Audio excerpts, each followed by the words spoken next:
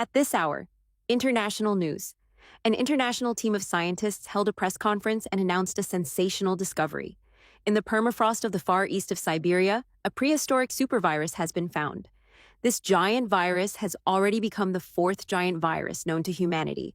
Previously, scientists had discovered another similar specimen in the same region. According to experts, the discovery was made a year ago, but the information had been kept secret until now. Research is still ongoing, and at this moment it remains unknown whether the virus is capable of infecting humans or animals. Some specialists note, as long as the permafrost remains frozen, there is no reason for concern.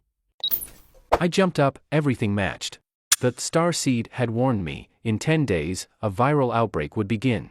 Without wasting a second, I studied survivalist forums, gathered supplies, and in just 2 days turned an old minibus into an armored shelter, removed the seats, installed a bed, reinforced the doors, and upgraded the engine and body.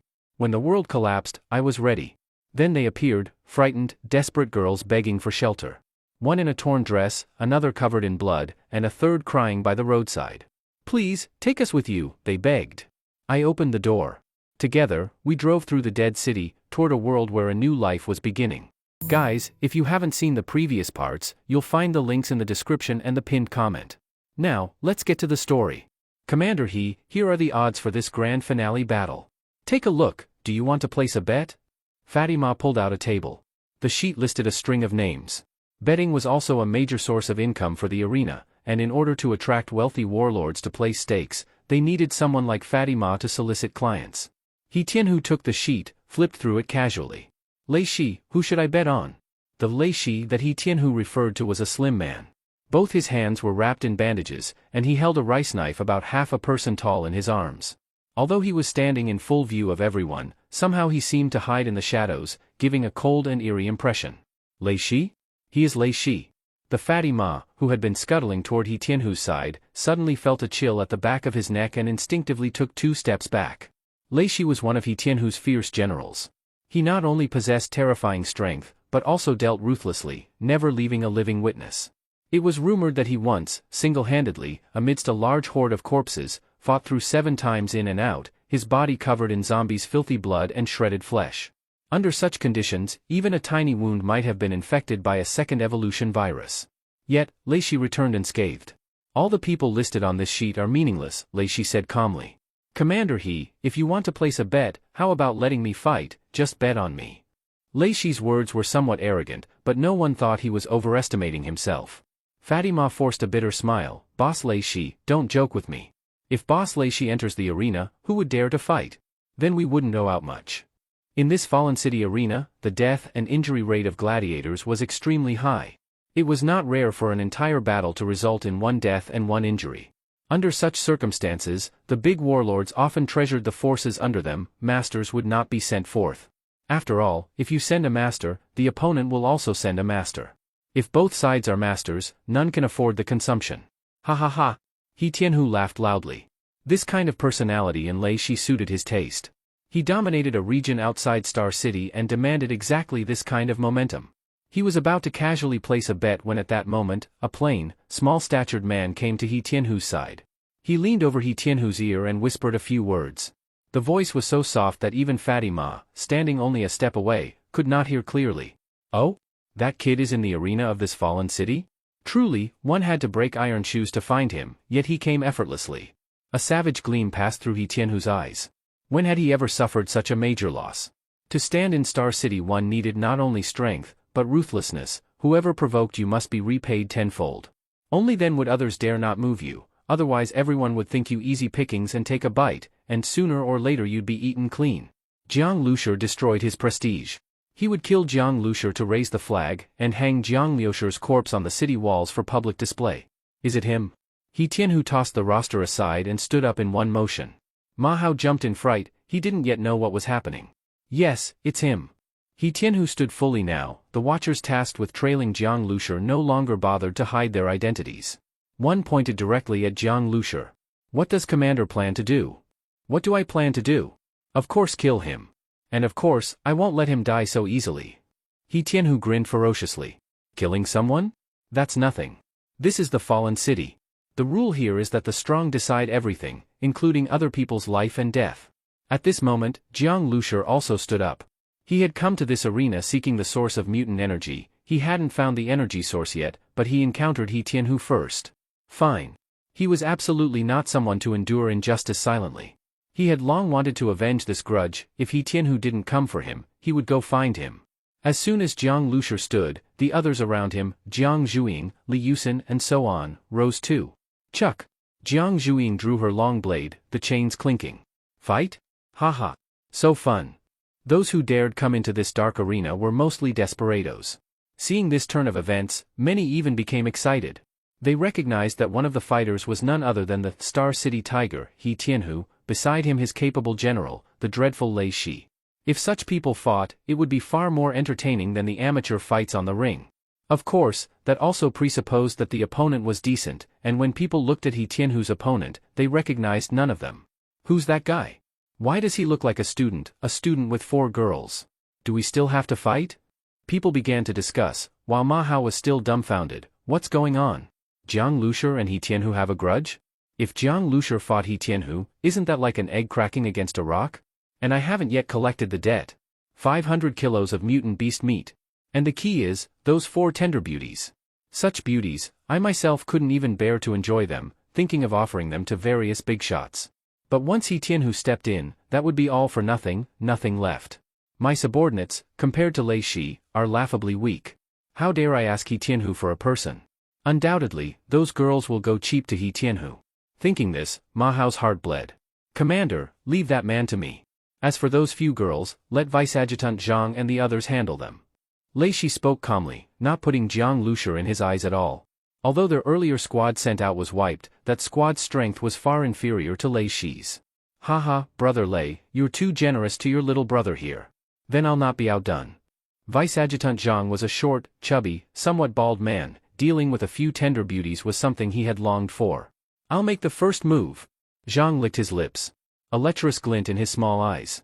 He locked his gaze on Ying, dressed in tight gear, and rushed straight over. He made his fist into a claw and grabbed toward Ying's chest. Ying's figure was extremely voluptuous. Zhang had long been lusting after it. Yet just as his dirty hand was about to succeed, he felt a blue light flash before his eyes. Shoo! A dazzling blue electric current formed a light net, completely enveloping Vice Adjutant Zhang. Zhang's body trembled violently. He let out a piercing scream, yet that scream lasted only a second before abruptly stopping. A black, savage 3-pronged military stiletto plunged into Zhang's throat, and blood sprayed wildly. Puff! The trident military dagger pulled out. Ying's face didn't change. She kicked Vice Adjutant Zhang in the belly. His body flew backwards, and this hurled blood away from Ying. Pong pong pong. Vice Adjutant Zhang's short fat body rolled down from the stands like a ball, causing waves of gasps. Plop!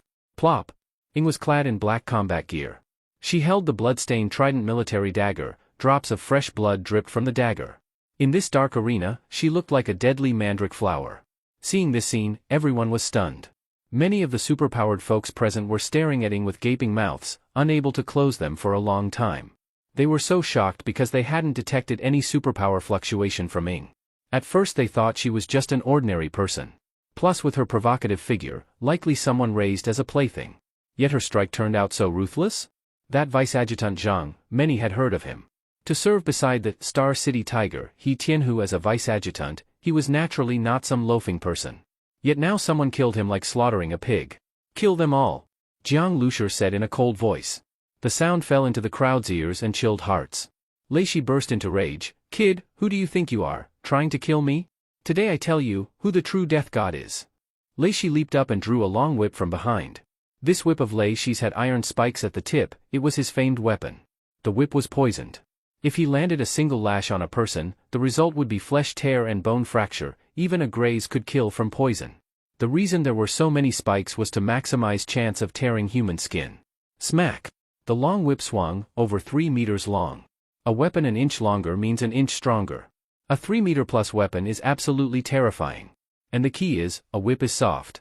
Once swung, its trajectory cannot be traced.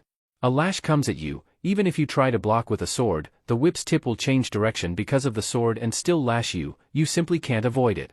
This is why Lei Shi chose a whip. Its greatest characteristic is that it's extremely hard to dodge. And once you can't dodge, you are dead for sure. Thus around Star City, few had the confidence to clash head-on with Lei Shi. Even if their combat power exceeded his, they dared not provoke him lightly. Lei Shi's strike speed was extreme. The long whip formed a shadow of many lashes around his body, layer upon layer, impossible to clearly see. If you can't see it, you can't dodge it. The crowd around retreated far away. Even bullets hadn't scared them like this, Lei Shi's whip had. This weapon. Jiang Lushi looked at the whip. It glowed bluish, with sheen like green bronze, and had a light stench. He already had some guesses. Poison, in the apocalypse era this was a very rare method of killing. After all, chemical labs were mostly abandoned, and ordinary people rarely manufacture poison. Today is your end. Lei Shi roared sharply. Whoosh! The long whip whipped toward Jiang Lushi like wind. One strike, more than a dozen lash shadows. Just watching made people afraid. Lei Shi's name included Lei, thunder, because his attack was like thunderbolt, swift and fierce. People all thought that Jiang Lushi in this situation would only increase distance and use ranged attack. But instead, Jiang Lushi faced the lash shadows and advanced. He made a quick step, charging into the coverage of lashes. People were shocked. Wasn't that suicide? Dodging attack is hard enough, let alone the soft whip with no visible trace. Just when people thought Jiang Lushi might get hit and die from poison, the stunning scene happened. They only saw Jiang Lushi like a swimmer in water, moving against the lash sea. One lash after another seemed to leave no gap, yet Jiang Lushi twisted and dodged them all. His speed was too fast, already forming after images, making him hard to see clearly. What's going on? A superpowered viewer, somewhat famous in the fallen city, cried in horror. In his view, lash shadows with no gap couldn't possibly miss Jiang Lushi? Slip in through cracks, really slip in through cracks. Lei Shi's attack is too fast, to us it looks like one continuous wave, but each whip is still swung one by one. If you can grasp the timing, you can punch into the lash sea. Someone in the crowd spoke. He didn't really analyze every move of Jiang Lushi, just guessed. That guess is easy to make, but actually thinking, who has such speed and reaction to see and compute each lash's trajectory? Every step cannot be wrong. Once you get grazed, you will die. Terrible footwork. Many watching only felt sweat in their palms. Meanwhile, who was more desperate than Lei Shi? From his beginning full of confidence and murderous intent, now his forehead was covered in sweat. Watching Jiang Lushi retreat step by step, he was forced to also retreat. He needed to widen distance between him and Jiang Lushi. If he fought face-on, he had zero confidence. But Jiang Lushi wouldn't give Lei Shi that chance. His speed, how could Lei Shi compare? He moved like electricity, continued the advance. What for others was tremendously dangerous lash shadows, to Jiang Lushi they were nothing. After his brain domain evolved, Jiang Lushi's mental reflex speed became extremely fast. All the whip trajectories appeared very slow to him. His brain domain's powerful computing allowed him to calculate in an instant the safest dodge direction, make the smallest movement, and the most effective dodge. Jiang Lushi had already used the biolab to evolve his speed. Combined with minimal dodge movements, even if his speed couldn't outrun the whip, he maneuvered within the lash sea with ease. If one used martial arts novel talk, Jiang Lushi's footwork now is enter the microscopic. Whoosh! Jiang Lushi burst through the final barrier and already stood half a meter in front of Lei Shi. That distance, for a master, attack is faster than a gun. This does not mean a master's strike speed can beat a bullet, but the gun requires mechanical parts, trigger pull, firing pin, spring reset, all need time. That time, whether master or ordinary, is fixed and cannot change. For some top superpowered folks, they can observe the trigger and slide action of a gun and prejudge the shooting direction to dodge, but facing a master's close-range attack, they simply cannot avoid it. Lei Shi felt immense threat of life and death. At this split second, he suddenly opened his mouth, spraying a green cloud of smoke from his throat. Poisonous mist. Lei Shi's super ability was poison. That is also where his nickname, Snake, came from. Spraying poison mist from mouth is Lei Shi's trump card. This mist is the condensation of all his internal essence. Once you touch even a little, you die immediately. However, in the instant Lei Shi opened his mouth, Jiang Lushi already struck. His speed was too fast, beyond human reaction. Whoosh! A black trident military dagger stabbed into the poison mist. That trident military dagger, thrown, directly plunged into Lei Shi's open mouth. One stab pierced the throat. At the same time, Jiang Lushi withdrew and flew back. Although the poison mist sprayed out, it could not keep up with Jiang Lushi's speed. In just a blink, from the moment Jiang Lushi threw the trident military dagger to retreat, it was one continuous action. Only at this moment did the poison mist slowly disperse, but Lei Shi was already convulsing, his eyes turned white, the trident military dagger had already pierced out of his back of head, blood-brain matter flowing. His body softened and collapsed. Dead? Everyone watching gasped, their Adam's apples jerking harshly. Lei Shi was absolutely a #1 figure around Star City. With his ghost unpredictable deadly poison attacks, he had killed many masters. Many feared him deeply, worried about being poisoned anytime. Yet such a Lei Shi was killed by Jiang Lushi within a few seconds? Who exactly is this Jiang Lushi? Too terrifying. At this time, among the superpowered watchers in the dark arena, all developed a deep fear of Jiang Lushi. However, these people only decided to keep their distance. The one most afraid was Ma Hao. At this moment Ma Hao's face was completely blue-purple. He looked at the battle just seen, meat on his body trembling uncontrollably. Is that still human? Lei Shi's words were correct, he truly is the Death Devil. I actually went to demand debt from the Death Devil? I'm done for. Ma Hao now was already sweating heavily with fear. He was terrified that after Jiang Lushi settled these troubles, he would next target him. Though he was doing fairly well in Fallen City, with Jiang Luxi's current strength, killing him would be as easy as killing a chicken or dog. And in Fallen City, killing someone over a disagreement, even just for being displeased by the sight of them, was no big deal. When he died, the corpse-collecting squad would take his body that very night, and to prevent plague, his body together with other corpses of Fallen City would be thrown over the city wall to feed the zombies. No good. I cannot passively await death. After all, he and I went to the same school, I was his senior. Back then I lent him money at high interest as help. Considering that bond, he shouldn't treat me badly, right? Besides, when I asked him for the debt just now, it was because he owed and should repay. Though demanding 500 kilos of mutant beast meat was a bit harsh, it's not really excessive. Maybe, this is still my chance. Ma Hao's eyeballs rolled, a lot of thoughts coming to him. At this time, no one paid attention to Ma Hao, this little figure's thoughts. Everyone present focused on Jiang Lushi and He Tianhu, the military big shot in the arena. The Star City Tiger, when had he ever suffered such a loss? In the Star City territory, He Tianhu dominated an area like a king. During that time, many had tried to assassinate He Tianhu for various reasons, but superpowered people sensed danger instinctively, and with Lei Shi and other powerful ones present, those assassins were all killed, corpses chopped and fed to zombies. And today, this little-known kid suddenly emerged in the Fallen City arena and openly tried to kill He Tianhu, and has already killed He Tianhu's top general Lei Shi. What kind of strength is that? Is He Tianhu going to die here? Someone whispered. Nothing that easy. He Tianhu's ability to hold ground around Star City stems fundamentally from his own strength. If he wasn't strong, even with troops under him he would have been killed already. Through killing and looting, He Tianhu has accumulated countless fortunes, which all convert into his strength. He's far stronger than Lei Shi. Someone in the know at the scene said, the warlords around Star City act so recklessly naturally to collect evolution crystals, more than 90% of He Tianhu's crystals he kept for himself, he couldn't possibly give much to Lei Shi. At present, almost no one has seen He Tianhu attack, but his strength is unquestionable, almost profoundly unfathomable. He Tianhu's face was dark. He looked at Jiang Lushi, a deep murderous intent flashed in his eyes. You killed Lei Shi. Good. Very good. He Tianhu slowly approached Jiang Lushi. He felt bewildered, he did not sense any superpower aura from Jiang Lushi, yet he was this strong.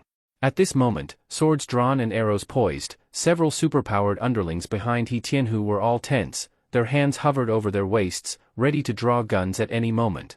But they also knew that in a duel of top experts, their guns were almost certainly going to miss the opponent. In such a fight their strength might mean dying instantly. Many had beads of dense sweat on their foreheads. Once the battle began, they were very likely to die right here. I admire your strength. If you submit to me, I will let the past slide. You and I combine, we can build a superforce, dominate Star City. If you refuse to stoop beneath anyone, you and I can stand equal, split the world. He Tianhu spoke while a flicker of light passed in his hand, an evolution crystal. The surrounding spectators who had superpowers saw the crystal and their eyes lit up, they were treasures. Even for Jiang Lushi the evolution crystal was extremely precious. He Tianhu shook the crystal in his hand. How about it? The evolution crystal, we can split it. He Tianhu said while flicking his finger, the evolution crystal lightly tossed then returned to his hand.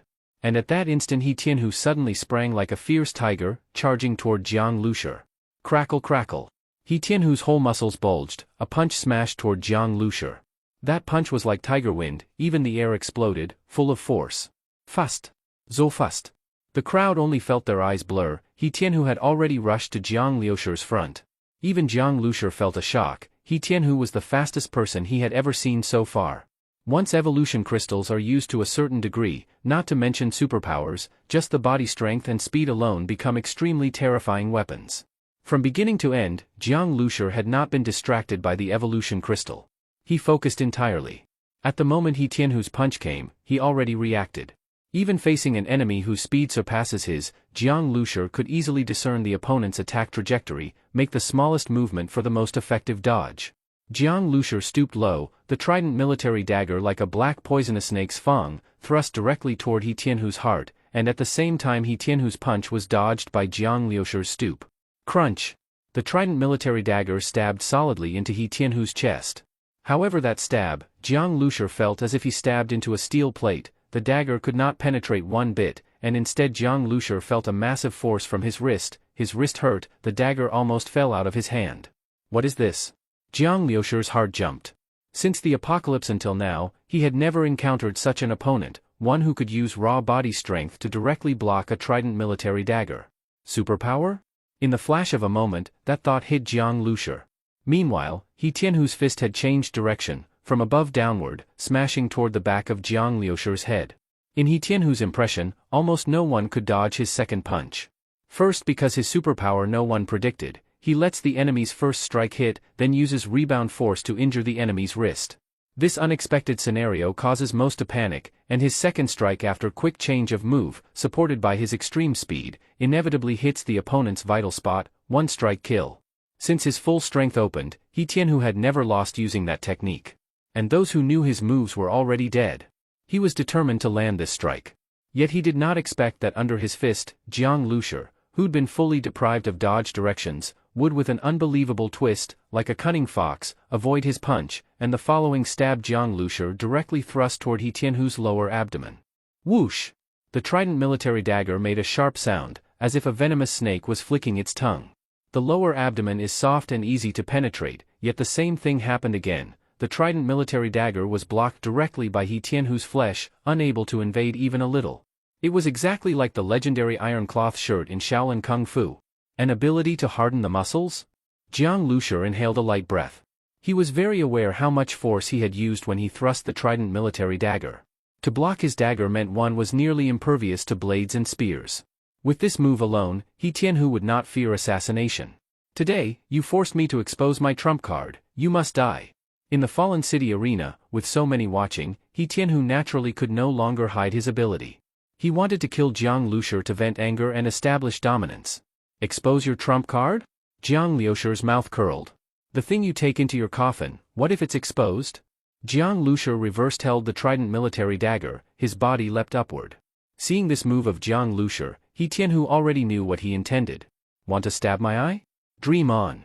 He Tianhu's whole body muscles bulged to the extreme, his black greatcoat was torn by his muscles, and in his hand he had a long sword. This was the sword that Lei Shi had been carrying. Lei Shi carried the sword but his weapon was the long whip, and this sword was He Tianhu's weapon, hidden weapon, capable of catching opponent off guard. The crowd's hearts all skipped a beat. He Tianhu was not only incredibly strong, but also cunning and dangerous, truly terrifying. With the long sword in hand, He Tianhu's strength surged further. No one doubted it, this sword could just chop through steel plates. Such sharp attack, combined with impervious body, though the eye might be He Tianhu's weak point, in such a high-speed fight, trying to stab the eye is far from easy. The target is so small, and He Tianhu's speed so extreme, a small dodge movement is enough to completely avoid. Just when people thought Jiang Lushi was in danger, suddenly He Tianhu, who was already having a violent move, froze abruptly. The long sword he wielded also seemed to momentarily lose power. This instant of pause, less than a tenth of a blink, yet it was during this time that the crowd saw their vision blur. Puff! Blood light flew. Jiang Lushi's body crossed He Tianhu like a ghost, and the trident military dagger in his hand had already left his grip. He Tianhu's body was completely frozen. He held the long sword, standing like a rock statue. Above his right eye, a dull, dark trident military dagger was embedded. One strike dead center, without the slightest deviation. Why? He Tianhu's body trembled, his face full of disbelief and unwillingness. Why did it end like this? The crowd watched in shock. To use a trident military dagger to stab the eye while moving at high speed, the difficulty is nearly the same as firing a bullet to shoot a flying bird. More so, He Tianhu would surely have heavily protected his eyes. How could Jiang Lushi land a strike? A person's eyes have no muscles, and behind the eye there is no bone, but directly connected to the brain. No matter how strong a person's defense, the fragile eye is a weak point. A sharp weapon piercing the eye goes straight into the brain. Thus in historical records, Li Zicheng being blinded by an arrow, Xiahou Dun eating his own eye from an arrow, these were extremely unlikely events. Even though their eyes were blind, not necessarily caused by the arrow. This time Jiang Liushi's attack with the trident military dagger of course used full force, one strike through the brain, no doubt. Bang! He Tianhu heavily collapsed to the ground, his face turned skyward. In his only remaining eye, the focus was completely gone. In his final moment of life, he still felt deep unwillingness. He wanted to know why in that instant his mind felt a fierce stabbing pain, causing his movement to become momentarily frozen. And Jiang Lushi seemed to have calculated the moment his body stiffened, and delivered the deadly blow. He's dead? He Tianhu is dead. Everyone present held their breath, not a sound. A person so strong as to inspire fear, with unfathomable strength, He Tianhu who had sustained unknown number of assassination attempts by the Star City military, was actually killed face-to-face by a young man around 20 years old. Moreover the fight lasted extremely short time, the arena flip happened in a flash, almost no one understood it. They guessed what Jiang Lushi used as a killer move. True masters already saw the subtle unsmooth moment in He Tianhu's movement when fighting Jiang Lushi. Terrifying. Already extremely strong by himself, and also possessing a hidden killer move that causes opponent's movement to halt briefly, an enemy like this, who can defeat him? Among the spectators there were many important people in the fallen city, including a warlord like Yuan Silai who held real power.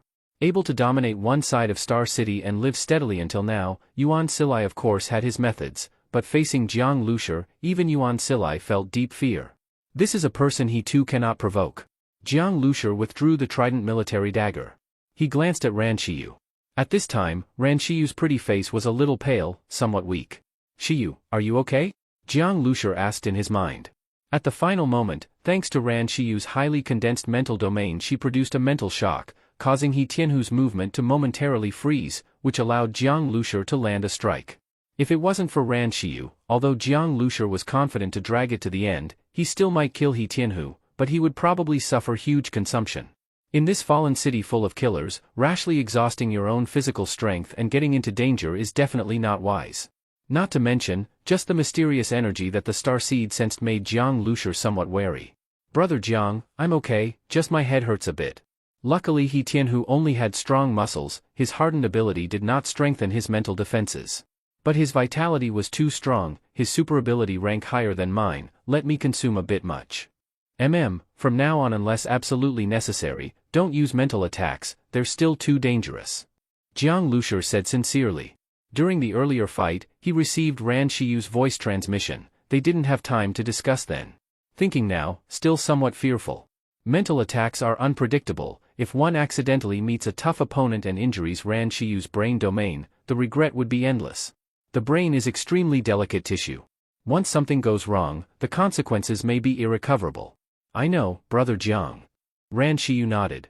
At that moment, a middle-aged man walked over to Jiang Lushi smiling. Young brother, may I ask your honored name?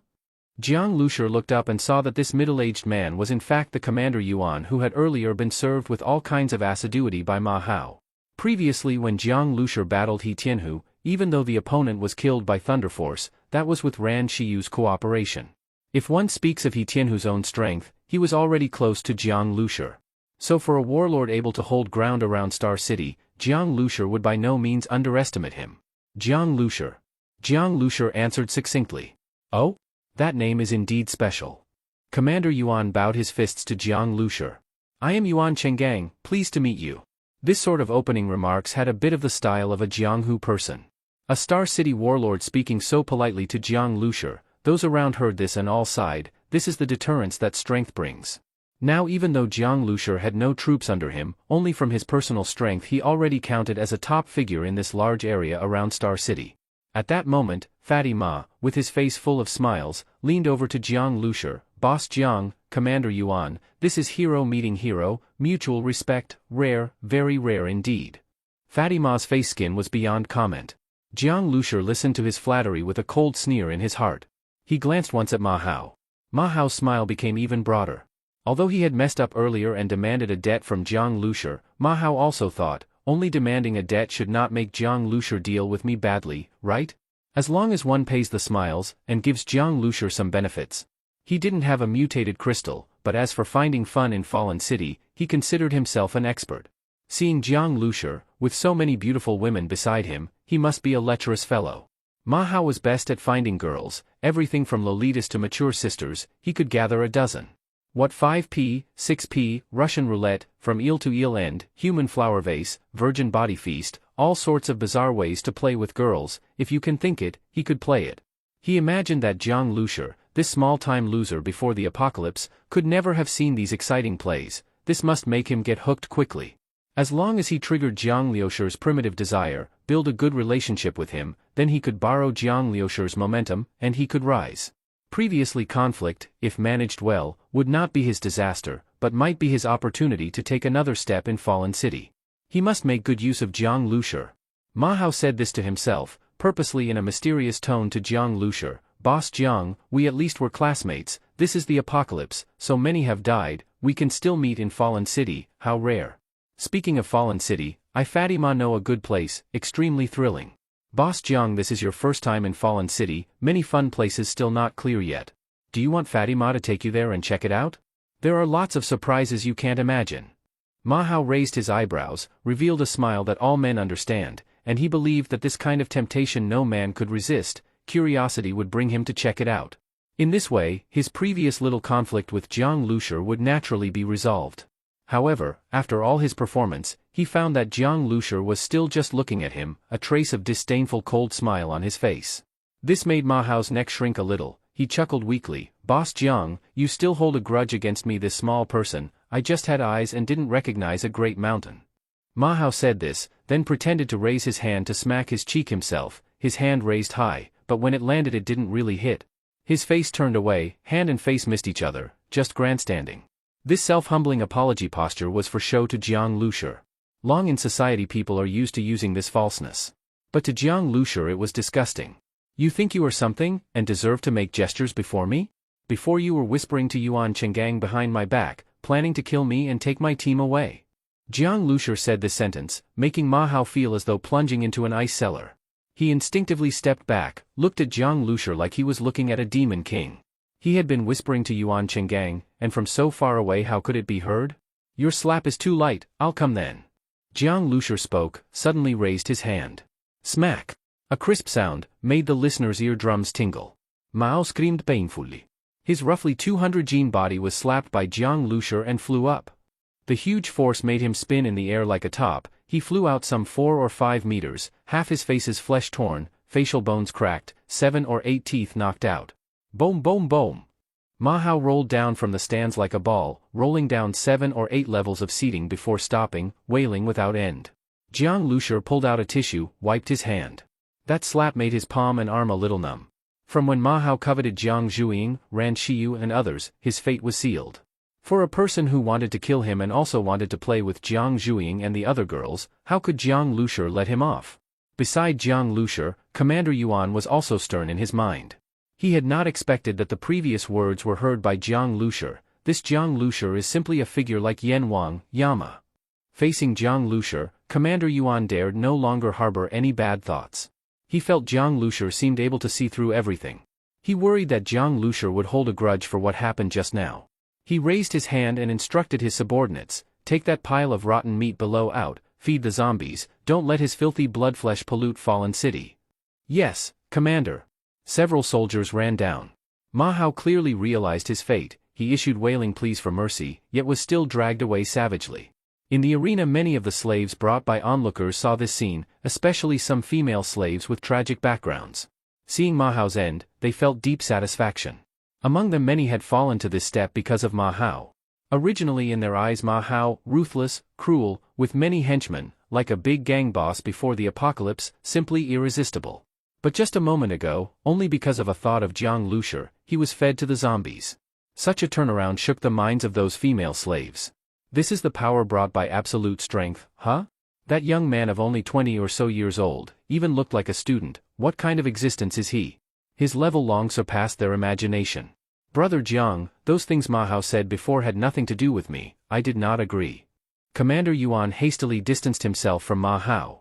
His handling of Ma Hao was just to show an attitude. Jiang Lushi looked at Commander Yuan. He knew Commander Yuan was not a good person either, but in the apocalypse he cannot just kill all bad people. And killing Commander Yuan wouldn't be that easy. Ran Shiyu had already consumed a lot. If my strength advances one more step, I won't need to rely on Ran Shiyu's power anymore, but still must gather more mutated crystal cores. In just a few minutes, so many people died in the arena stands. For Fallen City this was ordinary, but when the dead one was someone like He Tianhu it was unusual. At this moment, more and more people gathered in the arena. These people were here to watch the spectacle. Then the crowd suddenly parted, and a woman wearing a black dress and a white collar shirt walked in. The woman looked about in her 20s, skin fair, features delicate, remarkable temperament. She looked like a city white-collar beauty before the apocalypse. But as soon as this woman appeared, people moved away, as if they held some fear or respect for her. This woman. Jiang Lushi paused. He felt on this woman an indescribable aura. She didn't emit strong superpower fluctuations, yet somehow gave a feeling of unfathomability. This white-shirt woman walked straight up to Jiang Lushi. By his side, Yuan Chenggang lowered his voice. She is the founder of Fallen City. The founder of Fallen City? Jiang Lushi was surprised. He never expected the founder of Fallen City would be a woman. My name is Hong Yu. Commander Yuan calling me the creator of Fallen City is a bit exaggerated. I only built part of the infrastructure. Later the city slowly grew, many people joined in, and expanded Fallen City dozens of times, the white-shirt woman said, reaching out her palm to Jiang Lushi. Hello. Hello, Jiang Lushi shook hands with Hong Yu. The woman's hand was very white, somewhat slender, but very strong. You're called Jiang Lushi? Yes, Jiang Lushi answered. What a good name.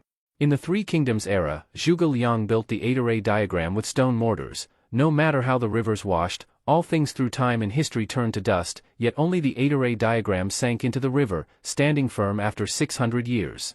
With achievements surpassing 3 divided kingdoms, name formed in the 8-array diagram.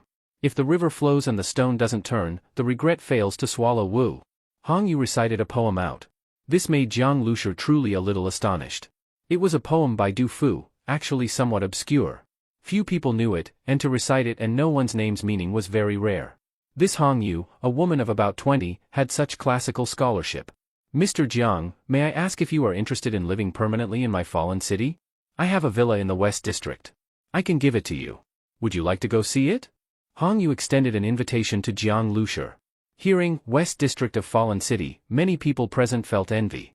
The West District was where the strongest superpowered persons around Star City lived. One house there cost a jaw-dropping price, often 4 or 5 mutated crystal cores to buy. Regular survivors could not afford it, let alone buy a house with crystal cores, only these big warlords could. Yet now Hong Yu was proactively offering Jiang Lushi a house. No need, I do not plan to live permanently in Fallen City. Jiang Lushi had come to Fallen City to explore the source of that strange energy. He didn't believe that just because he was strong, Hong Yu would hand him benefits. His strength was his own. What does it have to do with Hong Yu? Since Hong Yu wanted to give a villa, then most likely she had some business, or wanted him to help, or had another scheme. No matter which, Jiang Lushi did not want to be drawn in easily, unless Hong Yu produced a benefit that truly moved him. Then that is indeed a pity. If Mr. Jiang is only here for a short tour, I can send someone to guide you. Hong Yu said generously, with no sign of displeasure at Jiang Liushi's refusal. Thank you, no guide needed either. If nothing else, I will take my leave. Jiang Lushi left without hesitation. He didn't want to linger in this dark arena at all. This made those around somewhat shocked. He's just going? Jiang Lushi and his team had just made a big splash in this dark arena. Even the founder of Fallen City, Hong Yu, was drawn in, and offering him a villa. It seemed benefits would follow, but Jiang Lushi refused them all and left. The people were baffled. Truly we envy others to death. Hong Yu's great status, many among them had no chance to contact her, much less those benefits, but Jiang Lushi didn't want them. Jiang Lushi led the Stone Shadow Squad and exited the dark arena. Ying was a little surprised. Brother Jiang, weren't we going to track the source of that weird energy? Why not look for it? That Hong Yu is not simple, Jiang Lushi said succinctly, glancing at Ran Shiyu. Ran Shiyu pressed her temples and said, I feel Hong Yu is like me. Oh? The others were startled. Mental super ability? Ran Shiyu shook her head. I don't know either. I just feel looking at Hong Yu is like looking into a deep pool. Some things can't be seen through. Maybe it's also because I used too much mental power just now. Ran Shiyu had transmitted these feelings to Jiang Lushi, which led to his decision. Better safe than sorry, whatever happens, investigate clearly first. He would not underestimate the superpowered persons in Fallen City. Among them, there might be some very formidable people. The one he killed, He Tianhu, was only a warlord among many. When he had an army he was naturally formidable, but removed from the army his own strength wasn't truly outstanding. But someone like Hong Yu, a superpowered person who climbed to this level wholly by personal strength, such a person Jiang Lushi would not underrate. So what do we do now? Li Yusin asked. First find a place to stay. By the way, I have some items I want to sell. Fallen City was also a massive black market. With warlords dividing up territory, weapon circulation in that area was definitely larger than in other survivor zones. And in this place, though the military also bought mutated crystal cores, their control was very low. Also now evolution crystals had rapidly entered the market, so on the black market finding secondary mutated crystal cores or gathering similar intel was possible. Okay. Jiang Zhuiying and the others nodded one after another. Jiang Lushi looked back at the arena. That special energy was still inside the arena, but just now inside he didn't see any person with problems. As for that Hong Yu, as the founder of Fallen City, might she know something about that special energy? After Jiang Lushi and the others left, Hong Yu's smile on her face slowly returned to calm. A cold and aloof aura immediately emerged. Someone come. Hong Yu said. From the shadow behind her a figure flickered out. Sister Yu. Go watch them, Hong Yu said. That person looked at Hong Yu, seeming a little confused. Every day many survivors came to Fallen City. This group of Jiang Liushers was only relatively strong. But Hong Yu occasionally showed this kind of interest in some stronger survivors, often ordering underlings to keep them under surveillance. He had been with Hong Yu for a long time, yet still didn't know why. As for Hong Yu, this person had learned not to ask too much. He nodded, then quickly melted into the crowd and left the arena. Night fell. The so-called Fallen City actually, at night, looked no different from an ordinary small city before the apocalypse. And the upscale residential district where Jiang Lushi lived, at night one couldn't even smell the scent of blood. If one didn't know that this was a gathering place of darkness and bloodshed, at night you wouldn't know how many crimes were happening here. It might even be mistaken for a regular survivor residential zone. Originally Jiang Lushi planned to go to the black market, but while moving, Ran Shiyu vaguely sensed someone was watching them. The other party hid very well. It was very difficult to identify them among the crowd. Since Ran Shiyu's mental energy consumption hadn't recovered yet, Jiang Lushi temporarily gave up on that plan. I just arrived in Fallen City and already encountered that warlord. There must now be many people watching me. Jiang Lushi also couldn't be sure who was tailing them.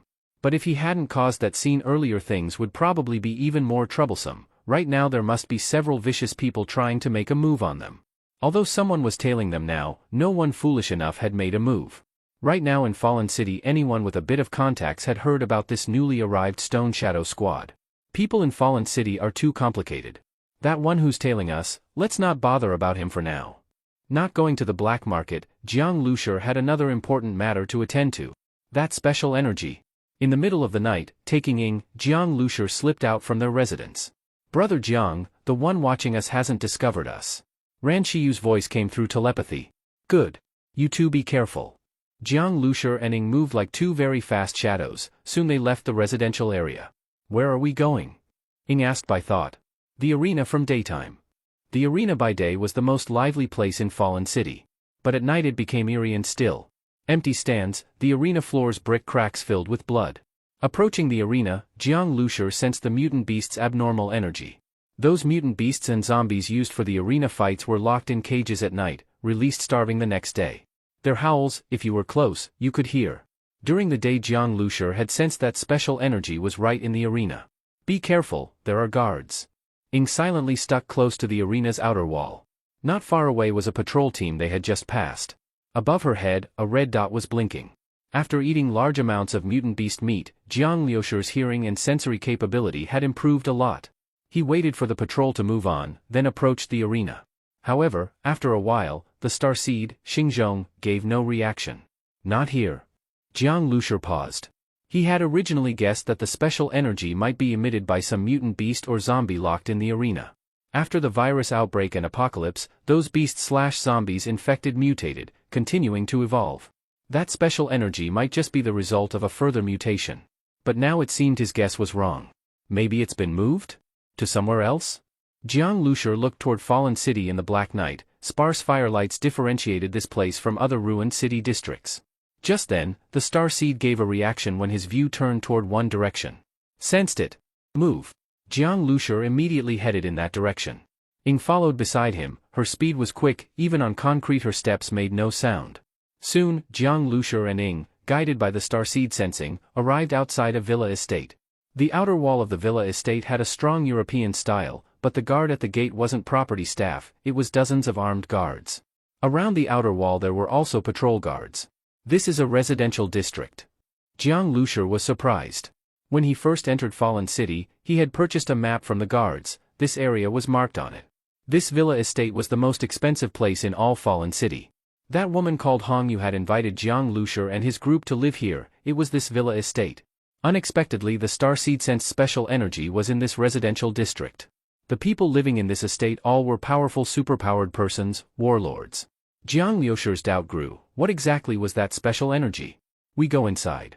Circumventing the guards, Jiang Lushur and Ing scaled over the outer wall. The starseed sensing wasn't extremely precise, but it covered a small area. Yet inside this villa estate were many estates. That special energy moving here actually makes it easier to find than in the arena, Jiang Lushur thought.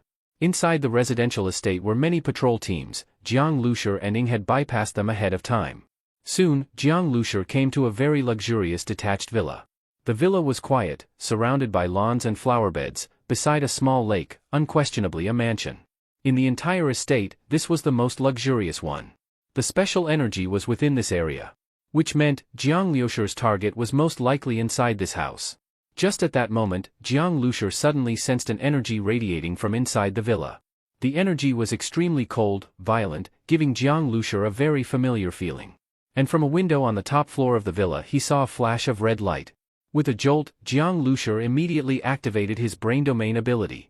As his vision slowed instantly, in slow motion Jiang Lushur locked onto the red light. He saw clearly. Behind that window were a pair of blood-red, indifferent eyes. And those eyes, Jiang Lushur had seen countless times before. They're the eyes of a zombie. Just then, those eyes disappeared. Originally the other party had only flashed by the window, only because Jiang Lushur had used his brain domain ability he saw it. But in a survivor residential district like this, in that villa, how could there be a zombie? Zombies in Fallen City were used for the arena, or as a punishment tool. Who would keep zombies in that kind of place? At that moment Ing suddenly said, "Someone is coming out." Jiang Lushur heard movement too. Go! At the same time, he already had the minibus drive over. On the way the minibus also encountered a patrol team. "Hey, who are you?" In the middle of the night driving where, one patrol member yelled at the empty-looking minibus. In this Fallen City, these patrolmen have great power, and they carry guns. Their strength is also not weak. Ordinary survivors in front of them dare not act too arrogant. But the minibus driving late at night, the driver inside acted as if he hadn't heard their voice at all. Whoosh, it sped past them. The shouting patrolman's eyes immediately widened. Damn. Brothers, chase quickly. He jumped into the patrol vehicle and pursued the minibus all the way. Several figures dashed out from the villa estate. Stop. They discovered two people standing at the base of the outer wall. These two people did not move either. As they approached, Hong Yu's brow slightly lifted. Jiang Lushur? She had just met Jiang Lushur during the day, so of course she recognized him. But although she had invited Jiang Lushur to live here permanently, and he refused, how come he was now here? And Jiang Lushur also looked at her somewhat surprised. That villa, it turned out, was hers. Then Jiang Lushur looked behind Hong Yu. Not far behind her a few figures stood in shadow, their faces hard to see against the light. One of the men, very tall, stood closest to Hong Yu. Earlier in the Star City base city, Jiang Lushur had heard that Fallen City's founders were one man and one woman. The woman was Hong Yu, the man was this person? The man seemed to glance at Jiang Lushur, and immediately that familiar feeling appeared. It's him. The special energy, is it being emitted by him? Jiang Lushur was extremely shocked. His guess had been a mutant beast or a zombie. But this man in front of him. At the same time, Jiang Lushur sensed a trace of hostile intent from this man. Superpowered persons normally have a degree of premonition about life and death crisis. But standing face to face like this, the other side doing nothing yet causing that warning feeling, Jiang Lushur encountered this for the first time. Even Ying's body tensed slightly, like a wild cat ready to pounce. At this time, Hong Yu asked, "Why are you two here?" On her face no expression could be seen, but in her eyes there was a strange glint. Jiang Liusher's expression at this moment also regained calm, just out for a walk. A walk? Hong Yu revealed a slight smile. The meaning of this smile was obvious, that excuse, really not sincere. Who would believe it? Damn, they're fast. Over there. A shout came. Jiang Liusher smiled lightly, whispered 2 words to Ying, and then Ying turned and walked backward. Very soon, Hong Yu heard the sound of a vehicle starting. Immediately the headlight's brightness rapidly approached, a minibus turned the corner into the street.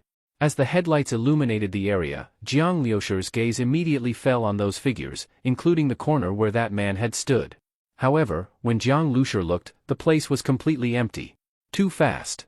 And at this moment, Hong Yu watched the minibus approach with caution and confusion. She had already investigated Jiang Liusher's team, including the guards who had contacted Jiang Liusher when entering the city. For an ordinary survivor team, Hong Yu naturally wouldn't personally intervene. But a team like Jiang Liusher's that had aroused her interest, she certainly would investigate. The guard who left the deepest impression was the beautiful woman and the minibus. The minibus here indeed belonged to Jiang Liusher's group. At that time, another SUV came chasing from behind. That patrolman's shout when he saw Hong Yu was cut off like a duck having its neck grabbed. Sister Yu. These patrolmen were frightened. Seeing this scene, Jiang Liusher gained a further understanding of Hong Yu. To build Fallen City single-handedly, to create an arena like this, Hong Yu's appearance was delicate, but more outstanding than her looks was her cruelty. Her subordinates, upon seeing her, all bowed fearfully. This shows everything. What's the matter? Hong Yu looked at the patrolman and asked. They were driving around in a car in the middle of the night and even came here. We chased them all the way. Didn't expect we still didn't stop them in time. The patrolman said. He said this, also glumly glanced at Jiang Liusher and Ying. Those two, are their ears deaf or what? At this moment, Jiang Liusher said, couldn't sleep in the middle of the night, so went out for a stroll. Hong Yu looked at Jiang Liusher, revealed a smile, so that's it. In an instant, the suspicion in her eyes vanished. Jiang Liusher also smiled. This woman changed face quite fast. Well then we'll be going back first.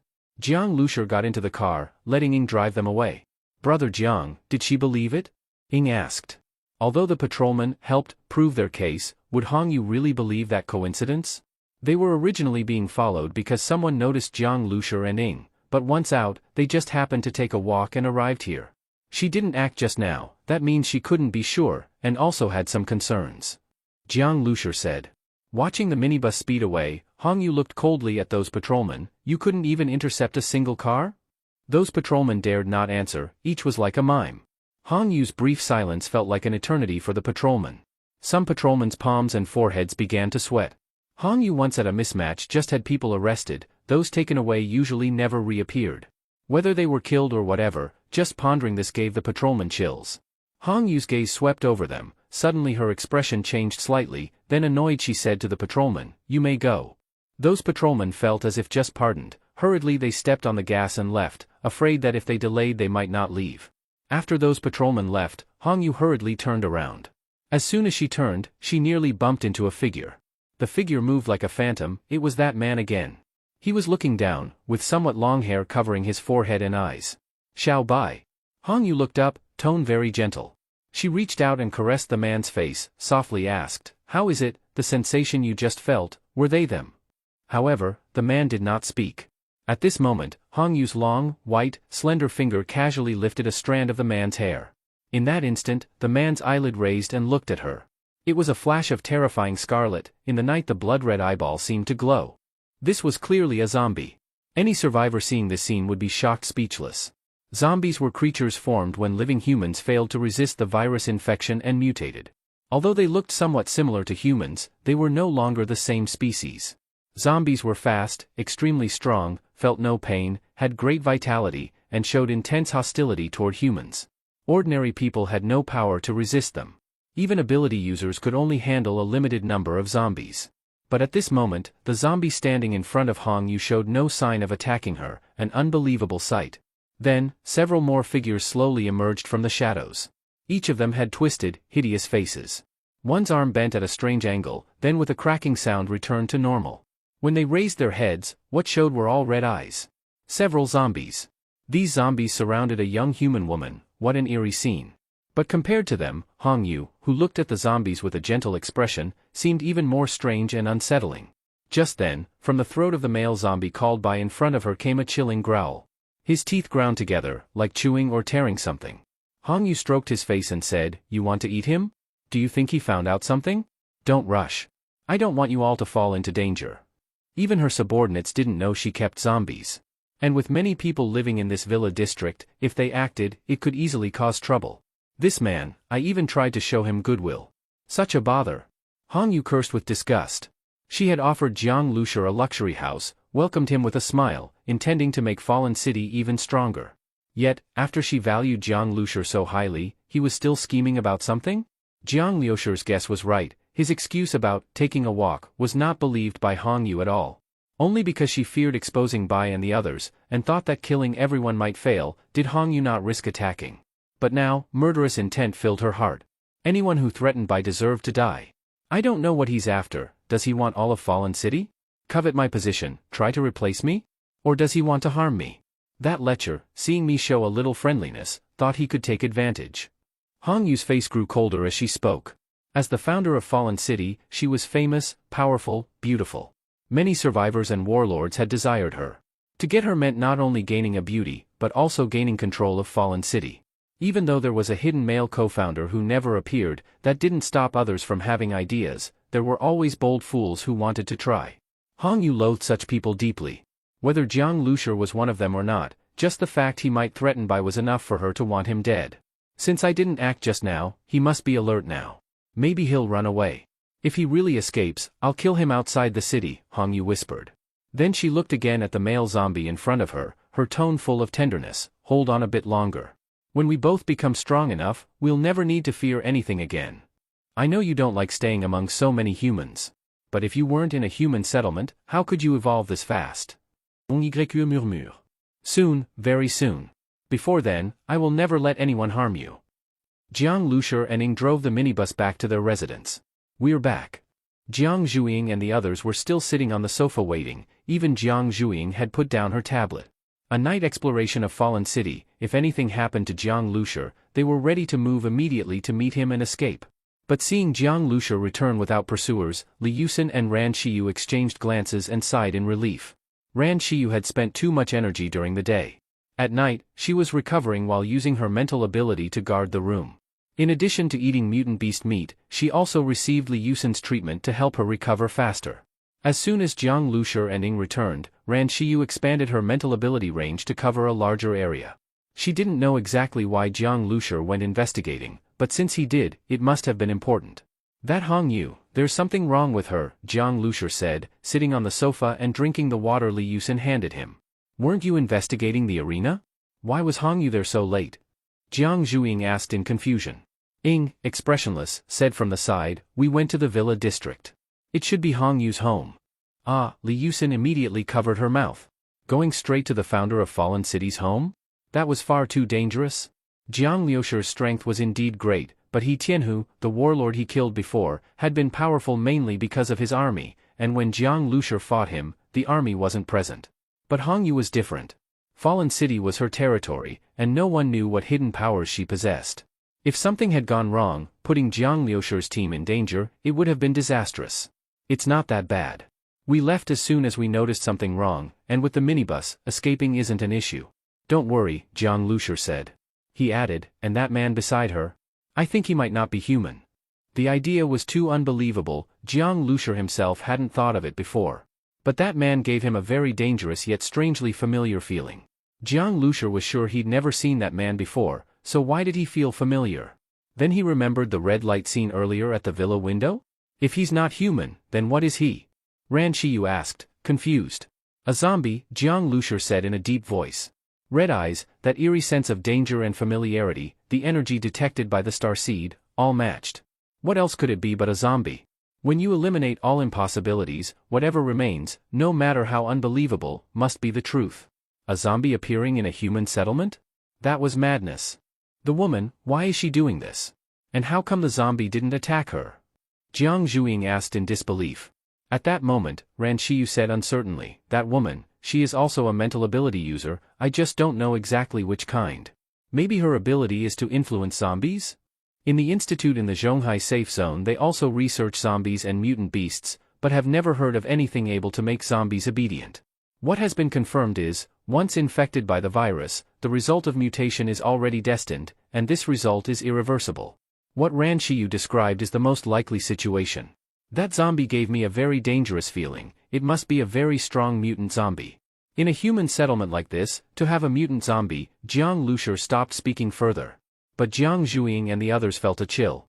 They had seen mutant zombies. Compared with ordinary zombies, mutant zombies are the true monsters. They have certain intelligence and can command other regular zombies. What was even more horrifying upon reflection was that this zombie, in a human settlement, could have evolved into a mutant zombie. Fallen City had begun to be established a long time ago, and at that time the apocalypse had only just started, not possible for there to be a mutant zombie of such high evolution. Jiang Liushur's face turned dark. Build Fallen City, gather survivors, and then, eat people. Every day people died in Fallen City. In other safe zones there were rules to restrict survivors killing each other. Many people, once they gained power and experienced the pain and fear of the apocalypse, had the twisted part of their character magnified, their dark side would break out. The purpose of rules is to restrain them. But Fallen City had no rules at all. In fact, its various facilities were designed to trigger the dark side of humanity. Among those who died, some were ability users. Their flesh and blood likely were used to feed zombies. Even many ability users likely did not die by other survivors. Just waiting for survivors to kill each other might not produce enough dead for the zombies to devour. I don't know how many people she has killed to raise zombies. Li Yusin covered her mouth and said. This kind of thing, just the thought of it was terrifying. What happened just now must have alerted her. This is her territory, she could do something to us at any time. Jiang Lushur said. Even if nothing had happened just now, the fact she kept zombies means she probably harbored hostility toward all humans. At any moment she could act. In her eyes these people probably all could become food for zombies. What do we do then? Jiang Zhuiying asked. She looked as though she wasn't afraid at all. Jiang Lushur looked at Ran Shiyu and asked, how are you recovering? Almost done, Ran Shiyu said. Jiang Lushur nodded, looked toward the window where the curtain was drawn. The one tailing us very likely was sent by Hong Yu. Lock him down. Jiang Lushur said. Ran Shiyu immediately turned her head. In her strange gray eyes a sudden glow appeared, as though through the curtain she saw something in the distance. The man responsible for tailing them was hiding in the room, but he wasn't hidden in darkness. On the contrary, he was lying on the bed like a regular survivor, breathing evenly, seeming to sleep. This man knew very well he was tailing a group of ability users. Being sneaky might instead draw attention. Yet at the same time on his arm there protruded bulges. These bulges looked like eyeballs and even moved. And these eyeballs could serve as eyes when his real eyes were closed. These eyeballs captured all signals in the air, smell, temperature changes. Using this ability the man had completed many tailing missions. At this moment he suddenly opened his eyes. Someone's coming. The man immediately flipped off the bed, in his hand was already a gun. Then he hid in the crack of the door, waiting for them to approach. But at that moment he felt as if a needle had pricked his head. At the same time someone outside the door rapidly approached and smashed in. Whoosh! A cold touch came from his neck, making this man who had just regained awareness stop all movement. In front of him stood a very cold and beautiful woman dressed in black, looking at him with eyes devoid of emotion. Don't move. Too fast. And also too decisive. I am Sister Yu subordinate, living here, of Fallen City. The man calmly gave his identity. Then that's correct. The beautiful woman said lightly. Go call everyone. Wait at the city gate in ambush. If we move inside the city it will cause trouble. Hong Yu, upon returning to the villa, immediately gave orders. Sister Yu, are you sure they will leave the city today? A subordinate asked. Gathering everyone in the middle of the night, if nothing happens, complaints will arise. Hong Yu's eyes suddenly turned colder. If he doesn't leave the city, we'll go look for them. I just don't want unnecessary trouble. That doesn't mean I'm afraid of trouble. And Hong Yu did not believe Jiang Lushur would foolishly wait there. Only she didn't expect that merely because of such a thing, she would act immediately. Due to the limitation of common sense, no matter how Jiang Lushur thought, he could not imagine that the figures beside her were zombies. Information asymmetry will lead Jiang Lushur to misjudge. Hong Yu believed her analysis was already very comprehensive. In any case, after a while she would meet Jiang Lushur and his group again. Whether alive or dead didn't matter, anyway Jiang Lushur and the women he brought would become her bai's food. As long as those who might threaten Bai were all dead, she could rest easy. At the same time she issued these orders, those zombies, including the male zombie who sat in another room, she was in the guest room next to that room. When the subordinate left, he couldn't help but glance at that room. From his angle he only saw the man's back. But once he saw that back he couldn't stop shivering, a chill of horror. Every time this man appeared, he and the other subordinates felt a strong intimidation. Even though they had never seen the man's front, had never seen him act, just from his aura they could sense his coldness and fear. "Let's go quickly," the subordinate whispered. After those subordinates left, a low growl came from the male zombie's throat. Hong Yu immediately walked over and said with concern, "You've worked hard. Every time it's like this, you have to sit here and endure it." Without this male zombie, and a few others like him, she couldn't ensure that her subordinates would obey. Only by making them feel fear could Hong Yu's status and power remain secure. But keeping zombies and living people in the same room, and making the zombies not attack, was no easy task. At that moment, the male zombie let out another growl. Hong Yu's face turned slightly pale. She held her head and frowned. In the male zombie's blood-red eyes burned violent killing intent. As Hong Yu looked at him, she gripped her head tighter, her fingers pressing into her scalp. As her breathing grew rapid and her face paled further, the zombie's gaze finally calmed down. Cold sweat seeped from Hong Yu's white forehead. She let out a light breath and said, "I know you're hungry. I'll take you to the dining hall now." Hong Yu still felt it wasn't safe to bring food into the villa, so whenever she fed the zombies, she moved them somewhere else. That place she called the dining hall. Hong Yu led the zombies into the garage, then drove out in an off-road vehicle. Her destination was the gladiator arena. "This time the food will definitely satisfy you," Hong Yu said. Even if what she brought back were corpses, Jiang Lushi and his female companions were far better meals than what her Xiaobai usually ate. Just thinking that after eating those people Xiaobai would grow stronger again, and that soon they wouldn't have to hide anymore, made a faint smile appear on Hong Yu's lips. At night the arena had no spectators or gamblers, yet the bloodstains on the ground and the metallic smell in the air made the place feel chilling. Seeing Hong Yu's car approach, the guards quickly opened the gate. She often came to the arena at night, though no one knew why, and the guards wouldn't dare question their boss's business. The SUV stopped behind the gate. Hong Yu got out and led the zombies inside. The audience normally only saw the central stage of the arena, few ever entered its inner area. As soon as they stepped inside, the heavy stench of blood and rot rushed over. The zombies looked excited.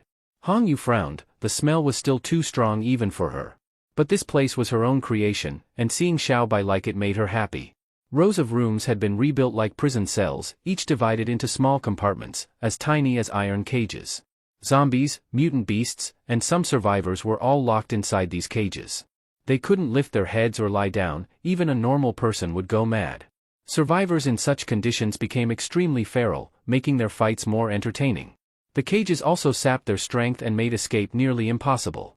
Combined with chains and restraints, it was completely secure. When several imprisoned zombies smelled living humans, they immediately began to growl and crash against the bars. But when the male zombie and those behind him drew near, the others instantly went quiet. As Hong Yu's group passed one row of cages, there was a loud bang, one cage shook. A filthy man clung to the bars, struggling to lift his head. He could only see Hong Yu's high heels and a few other feet. "Please, let me go, Sister Yu, boss, I've followed you for so long. Even if I haven't earned merit, I've worked hard," he begged hoarsely. Locked up with zombies and mutant beasts, his mind was clearly breaking. His fingers clutched the bars so tightly the tips were worn raw and bleeding. Hong Yu paused, thought for a moment, and finally remembered who he was. He had been one of the arena guards, responsible for watching the zombies and survivors. Why he ended up like this, she couldn't recall. Such worm-like trash wasn't worth remembering. Maybe he offended her over some trivial thing. Hong Yu normally wouldn't even glance at such people. Hard work. Seeing her about to walk away, the guard frantically reached out through the cage, trying to grab her foot. Though he couldn't reach, Hong Yu's face instantly showed disgust. She opened her mouth to scold him, but the words turned into a playful smile. "In that case, I'll let you out." The man froze, then burst out with uncontrollable joy. "Thank you, Sister Yu. Thank you." He could hardly believe he'd escaped death, his life depended entirely on her whim. Excited and trembling, he crawled out as she opened the cage door. "Thank you, Sister Yu. If you don't mind, I'll keep working for you, serve you like a horse or ox." He was too weak to stand right away after so long in the cage. If not for his enhanced body as an ability user, he'd already be half dead. "No need to wait for later. You can start now," Hong Yu said. Hearing her cold voice, he hadn't yet understood.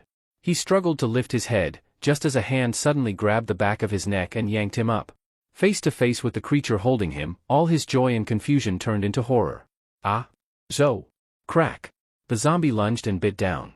Hong Yu watched indifferently as blood and flesh splattered, the man's body twitching and screaming. Soon the struggles and screams stopped, leaving only the sound of the zombie chewing flesh. Eat a little to warm up first, Hong Yu said with a smile. The real feast will come soon. At that moment, the male zombie suddenly turned his head, and the zombies that were eating also lifted their heads at once. Hong Yu quickly turned her head toward the entrance. When she came in, she had already ordered the guards to stay outside. Even if they heard loud noises, they wouldn't dare to come in.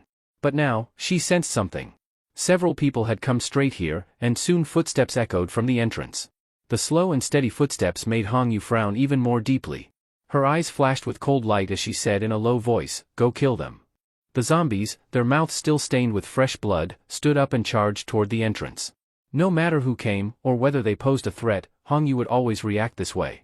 Even her own guards, if they broke her rules, would end up as food for zombies. The identities of these intruders could be investigated later, after they became corpses. "It's here." The unlucky man Hong Yu had sent to spy lowered his head and spoke. At first, he was terrified of Hong Yu's cruelty and tried to threaten Jiang Liusher's group when they captured him, but their response was direct and violent. Between betraying Hong Yu and risking being tortured to death, or defying Jiang Liusher and dying immediately, he chose to surrender to the survivor team. Through his contact with the patrol guards, he soon learned that Hong Yu's group had arrived at the arena. "We agreed, after I bring you to Hong Yu, you'll let me go," the spy said. But as they neared Hong Yu, his heart sank. He only wanted to run away. As for Jiang Liusher's group, he knew what happened to people who crossed Hong Yu. They were either fed to zombies or thrown into the arena, dying miserably either way. A pity, he thought, for those delicate beauties. Once the crowd cheered and the zombies or mutant beasts tore them apart alive, it would be horrific. But since they had targeted Hong Yu, this was their fate. "Of course we can't let you go now. Stay put," Jiang Liusher said. If they let him go, he might call for help, too risky. By then, Jiang Liusher and the others had already entered through the gate. The moment they saw the inside of the arena, Ran Shiyu and the others frowned. Li Yusin couldn't bear such a sight, her face went pale, and anger flashed in her eyes. They were all humans, yet Hong Yu could commit such cruelty. When she saw Hong Yu during the day, she never imagined that this beautiful, warm woman hid such a venomous heart. "You!" Hong Yu froze when she saw Jiang Liusher's group. "What's wrong? Didn't expect us to come for you?" Jiang Liusher said calmly. The spy's face twisted bitterly. He lowered his head, hoping Hong Yu wouldn't notice him. Hong Yu truly hadn't expected this. She didn't know Jiang Liusher's purpose in coming from the base city to Fallen City. She had assumed they might leave overnight, never imagining anyone would come directly for her zombies. By logic, even if Jiang Liusher wanted to use this to overthrow her, he should have rallied the people first. If word spread that she kept zombies, she'd lose all standing in Fallen City. So anyone she suspected of learning the truth, she killed immediately, silencing them. But for someone not to flee, not to hide, and instead come directly to confront her, this was the first time. Jiang Liusher's eyes shifted to the male zombie. Though it stood in the shadows, its chilling aura stabbed into the skin like needles, a clear sense of danger. At that moment, the starseed detected that same strange energy again. "So it really is him," Jiang Liusher muttered, his eyes narrowing slightly. He looked at Hong Yu with a faint smile. "You really are raising zombies." "Raising zombies?" Among the group, only the spy looked confused. He didn't grasp what Jiang Liusher meant, thinking he was talking about the ones locked in cages. Hong Yu arched an eyebrow and sneered. "You're truly stupid. Knowing all this and still coming here, are you here to die? Or have you gone mad with ambition? You kill He Tianhu and think you're invincible now? Who kills who, we'll see," Jiang Liusher said. He didn't bother with more talk. This was Hong Yu's lair, he needed to end it fast. At that instant, the male zombie beside Hong Yu suddenly exploded into motion. Boom! Like a cannonball, it charged down the narrow passage with crushing force. The spy's eyes widened. It felt as if his heart was being squeezed tight. In his pupils, there was only the male zombie's image growing larger, the raised hand with sharp nails, the flash of red as its head tilted up, glowing like a beast in the dim light. A zombie. The spy couldn't believe it. Jiang Liusher's raised zombie was actually this man beside Hong Yu? But wasn't he one of Fallen City's founders? Before he could react, the male zombie was upon them. Suddenly, with a loud crackling sound, blinding white light filled his vision. A terrifying electric grid flared up before the zombie, silver currents crackling violently. The moment it appeared, the zombie grabbed a nearby iron cage, halting its charge just before colliding with the grid. Clang, clang. The sturdy cage was torn open, a long iron bar ripped clean from it. Roar. Inside the cage had been a mutant beast, its neck chained. The moment the cage broke, it went berserk, lunging forward. Compared to a human, the mutant dog was massive, its gaping jaws could bite a person in half. But as it roared and lunged, the male zombie didn't even glance at it. With a boom, he drove his arm straight into its mouth. The beast's huge body shuddered, letting out a shrill scream. The male zombie slowly pulled something bloody from the creature's mouth, its entire tongue, while his own arm was splattered with blood but completely unharmed. At that moment, Hong Yu, who had been standing in the shadows, took the opportunity to retreat behind cover, hiding in a spot where bullets couldn't reach her. Buzz! The male zombie grabbed the blood-stained iron rod and hurled it straight forward. The sharp whistling sound made the scalp of the spy instantly tingle in fear. Being hit by that rod would definitely pierce straight through the body, even a glancing blow would tear off a chunk of flesh. The rod shot directly through the electric grid, aiming for Jiang Zhuiying. Clang! Jiang Zhuiying threw her long blade, wrapping it around the iron rod. Electric arcs burst wildly, forcing the rod off its course. It smashed into the wall beside them, scattering bright sparks. Fragments of cement and bricks flew out, but by then, Jiang Zhuiying had already been pulled aside by Ying Wen, avoiding the debris. Jiang Zhuiying flexed her wrist slightly and frowned. The iron rod was embedded deep in the wall, leaving a large hole. Its power was terrifying. A mutant zombie with special energy. Jiang Liusher's eyes flashed. When the male zombie attacked, the starseed once again detected special energy. This mutant zombie was unique. At first Jiang Liusher didn't understand what that special energy meant, but now he did. When the male zombie attacked and dodged the electric grid, the intelligence in its eyes was obvious. After its strike was blocked by Jiang Zhuiying, a faint expression of surprise appeared in its eyes before its gaze shifted toward her weapon. The special long blade Jiang Zhuiying used was likely something this zombie had never seen before. Then the male zombie's gaze swept over the rest of them. Everyone it looked at felt it was choosing prey, seeing who was the weakest. Meanwhile, several other zombies also lunged forward with savage growls. They had been eating just moments ago, their mouths covered with fresh blood, and pink, unknown bits still hung from their teeth. The spy instinctively stepped back. Jiang Liusher's group clearly couldn't spare attention for him now. Maybe he could still run? Just then, Jiang Liusher suddenly said, "Shiyu, are you ready?" "No problem," Ran Shiyu replied, shaking her head. Her special eyes glowed faintly. Her gaze pierced past the zombies, locking directly onto Hong Yu standing at the back. Her sight ignored distance, the undead, and the darkness. It was as if she faced Hong Yu directly across space. Hong Yu's expression changed instantly. She knew Ran Shiyu was also a psychic ability user. Attacking me? So this was what Jiang Liusher's team relied on? Did they think that by bypassing the zombies and attacking her directly, they could win? They are indeed influenced by my psychic power. But you think you can surpass me in psychic strength? Hong Yu had built Fallen City not only to feed her zombies but also to gather resources for herself. The stronger her zombies grew, the stronger her own psychic power became. "You came prepared, but it's still useless," Hong Yu said. Ran Shiyu's eyes stayed firm, her voice echoing in Hong Yu's mind, "You talk too much."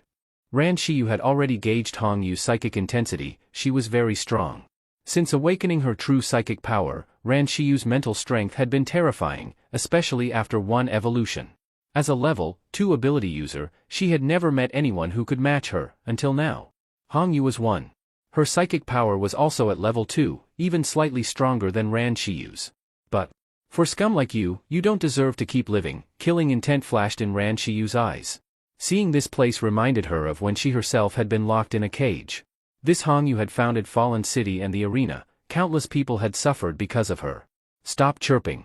If you think I deserve to die, then beat me first." Hong Yu's voice answered coldly inside her mind. Hong Yu's psychic ability was mind control. Once she took over Ran Shiyu's mind, even Ran Shiyu would become her pawn. Ran Shiyu's ability, besides detection, was mental piercing.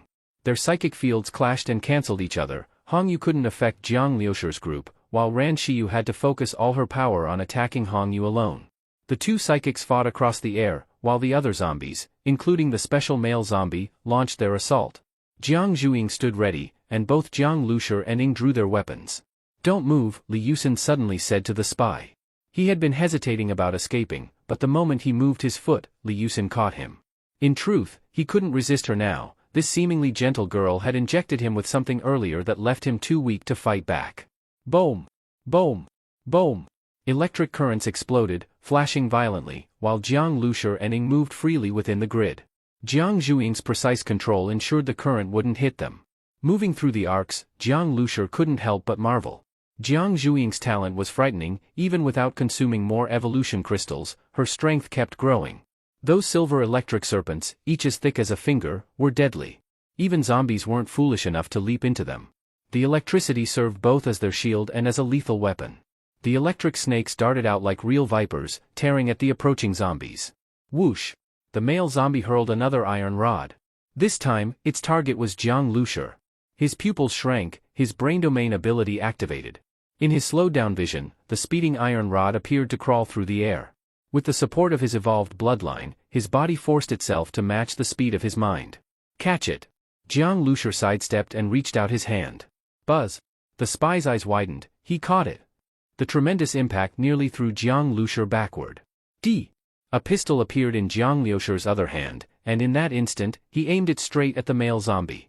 The gun, fitted with a silencer, wouldn't attract any guards even in the center of Fallen City, let alone here, where Hongyu herself forbade anyone to approach while she was present. The dark muzzle locked onto the male zombie. Jiang Lushi's movements were smooth and incredibly fast. Bang! In a flash of lightning and fire, a burst of muzzle flame lit up the dim room. Jiang Lushi had already pulled the trigger. Puff! A stream of blood sprayed out. The male zombie was hit in the shoulder. Using the recoil from his fall, the male zombie quickly dodged into a blind corner. Jiang Lushi fired so fast that no one, not even the spy, could react in time, but the male zombie immediately responded, narrowly avoiding a fatal hit. Hongyu clearly sensed the male zombie's injury and screamed. Xiao Bai! Usually, before others even realized that this man was a zombie, he would have already killed them. After continuous evolution, Hongyu had complete confidence in Xiao Bai's combat power. But Jiang Lushi's team was clearly strong too. Working together in perfect coordination, they fought the zombies evenly, showing no sign of weakness. The environment also worked against Hongyu's zombies. The narrow space, which usually trapped survivors with no escape, now favored Jiang Lushi's group. They stood with their backs to the exit, needing only to face attacks from the front, greatly reducing the pressure. Because of that, the male zombie got injured. However, Hongyu's brief distraction was immediately seized upon by Ran Shiyu. Mental Pierce. Ran Shiyu reacted instantly, her psychic field contracted, and her powerful mental energy turned into a sharp spike that stabbed straight toward Hongyu's spiritual core. Even though Hongyu quickly regained focus, it was too late to fully block the strike. Ah! On y crime charpli. Her spiritual core was pierced, and her head felt like it had been split open by an axe. At the same time, she realized in horror that her control over the zombies had weakened. This kind of situation wasn't rare. As zombies evolved greater intelligence or grew too excited, Hongyu's control over them would falter. Usually she could simply reinforce her psychic control, but now, under Ran Shiyu's relentless assault, she had no chance to do so. The male zombie immediately let out an enraged roar. It was her most evolved subject, and the hardest to control. At the very moment Hongyu's mind faltered, its violent aura surged, and a look of struggle appeared on its face. No! Hongyu felt the control slipping even further and panicked. But as she tried to tighten her grip over it, Ran Shiyu's eyes went cold, her pupils narrowing sharply. Another strike. After 2 consecutive full-force mental pierces, Ran Shiyu's face turned pale, sweat covering her smooth forehead, her body trembling as she nearly lost strength. But Hongyu, who had been struck twice, was in far worse shape. With a scream, Hongyu could no longer stand. Clutching her head, she collapsed to the ground, her whole body shaking as if she wished she could tear her skull open. The pain in her head was unbearable, pure torture. Yet she had no time to care about the pain. With her psychic power shattered, the male zombie finally broke free of her control. Ah! Hongyu's emotions collapsed completely. She forced herself up, trembling, enduring the agony as she looked toward the male zombie. When she controlled it, she could always sense it clearly, where it was, what it was doing, even what it was thinking. But the instant the control snapped, she suddenly felt a strange, alien unfamiliarity, the same as when she first saw it turn from a human into a zombie. Xiao Bai, Hongyu called softly, staring at the male zombie. This zombie had intelligence. It knew that Xiao Bai was what she called it. Hearing the name, the newly freed male zombie paused briefly, still adjusting to its freedom, then slowly turned its head. In the darkness, its blood-red eyes glowed faintly with a chilling light. That gaze made Hongyu's heart freeze. Her body trembled. The way it looked reminded her instantly of the day the apocalypse first began. Hongyu wasn't her real name. She had once been an ordinary girl, and this male zombie had been her boyfriend. When the apocalypse broke out, she had been in the living room, her boyfriend in the bedroom. After a sudden fainting spell, she woke up in panic and rushed to find him. But as she grabbed the doorknob, a loud bang shook the door. Then came an indescribable growl, a sound that chilled her to the bone. Frozen in shock, she watched as the fragile wooden door was smashed open, a hole splintering through it, and from that hole reached a hand, clawing wildly toward her. Through the opening, she saw her boyfriend, hideous, terrifying, his blood-red eyes filled with hunger for her flesh. In unbearable pain, Hongyu shoved furniture against the door, barricading it. As she sat there in despair, she gradually realized she had developed a power. After she managed to control the male zombie, Hongyu believed this was her purpose for surviving. She and Xiaobai would stay together forever, grow stronger, and live safely in this ruined world. To do that, she built her influence in the small town. She worked in the open, while the male zombie and her other undead remained hidden. With this hidden weapon, she gradually founded Fallen City. The more survivors she gathered, the stronger Xiaobai became, and as he grew stronger, so did her psychic power. Even the first batch of survivors she gathered had mysteriously vanished overnight. All of it, Hongyu believed, was necessary for her rise. These memories flashed through her mind like a slideshow. She had just opened her mouth to speak when the male zombie let out a deep growl. Bang! Hongyu's body was thrown like a rag doll, slamming hard into the wall. The impact was so great she couldn't utter a single word. Her eyes widened, blood vessels bursting, her vision darkening as she looked at the male zombie before her. The zombie's hand gripped her throat, pinning her body against the wall as blood gushed from her wounds. Hongyu coughed up a mouthful of blood. She tried to speak, to say something, at least to die beautifully, but at that moment, the zombie grabbed her arm. Blood splattered everywhere. Zombies always ate people with their bare hands. Very soon, the other zombies also surrounded her. They had once been under Hongyu's control, but now, they saw Hongyu herself as food. The spy watched, feeling his entire body go cold. Those zombies, they were raised by Hongyu, to feed her boyfriend, Ran Shiyu said. While fighting Hongyu on the psychic level, as she crushed Hongyu's mind, Ran Shiyu sensed fragments of Hongyu's thoughts within her spiritual core. As she spoke, her expression dimmed slightly. Sensing Hongyu's emotions, especially her love for her boyfriend, made Ran Shiyu conflicted. She despised what Hongyu had done, yet couldn't help feeling a trace of sympathy. It reminded her of her own past. If her family hadn't turned into zombies and slaughtered her relatives, she wouldn't have ended up being captured and sold as merchandise. Li Yusin also sighed at that. Hongyu was hateful, but her end was also pitiful. What about these zombies? The spy asked in a trembling voice. In the darkness, several pairs of glowing red eyes stared at them coldly. The zombies had already devoured Hongyu, now their attention turned toward Jiang Liushir's group. The male zombie's face was hard to see, but its eyes were unmistakable. Jiang Liushir sensed that the male zombie was hesitating, thinking about what to do.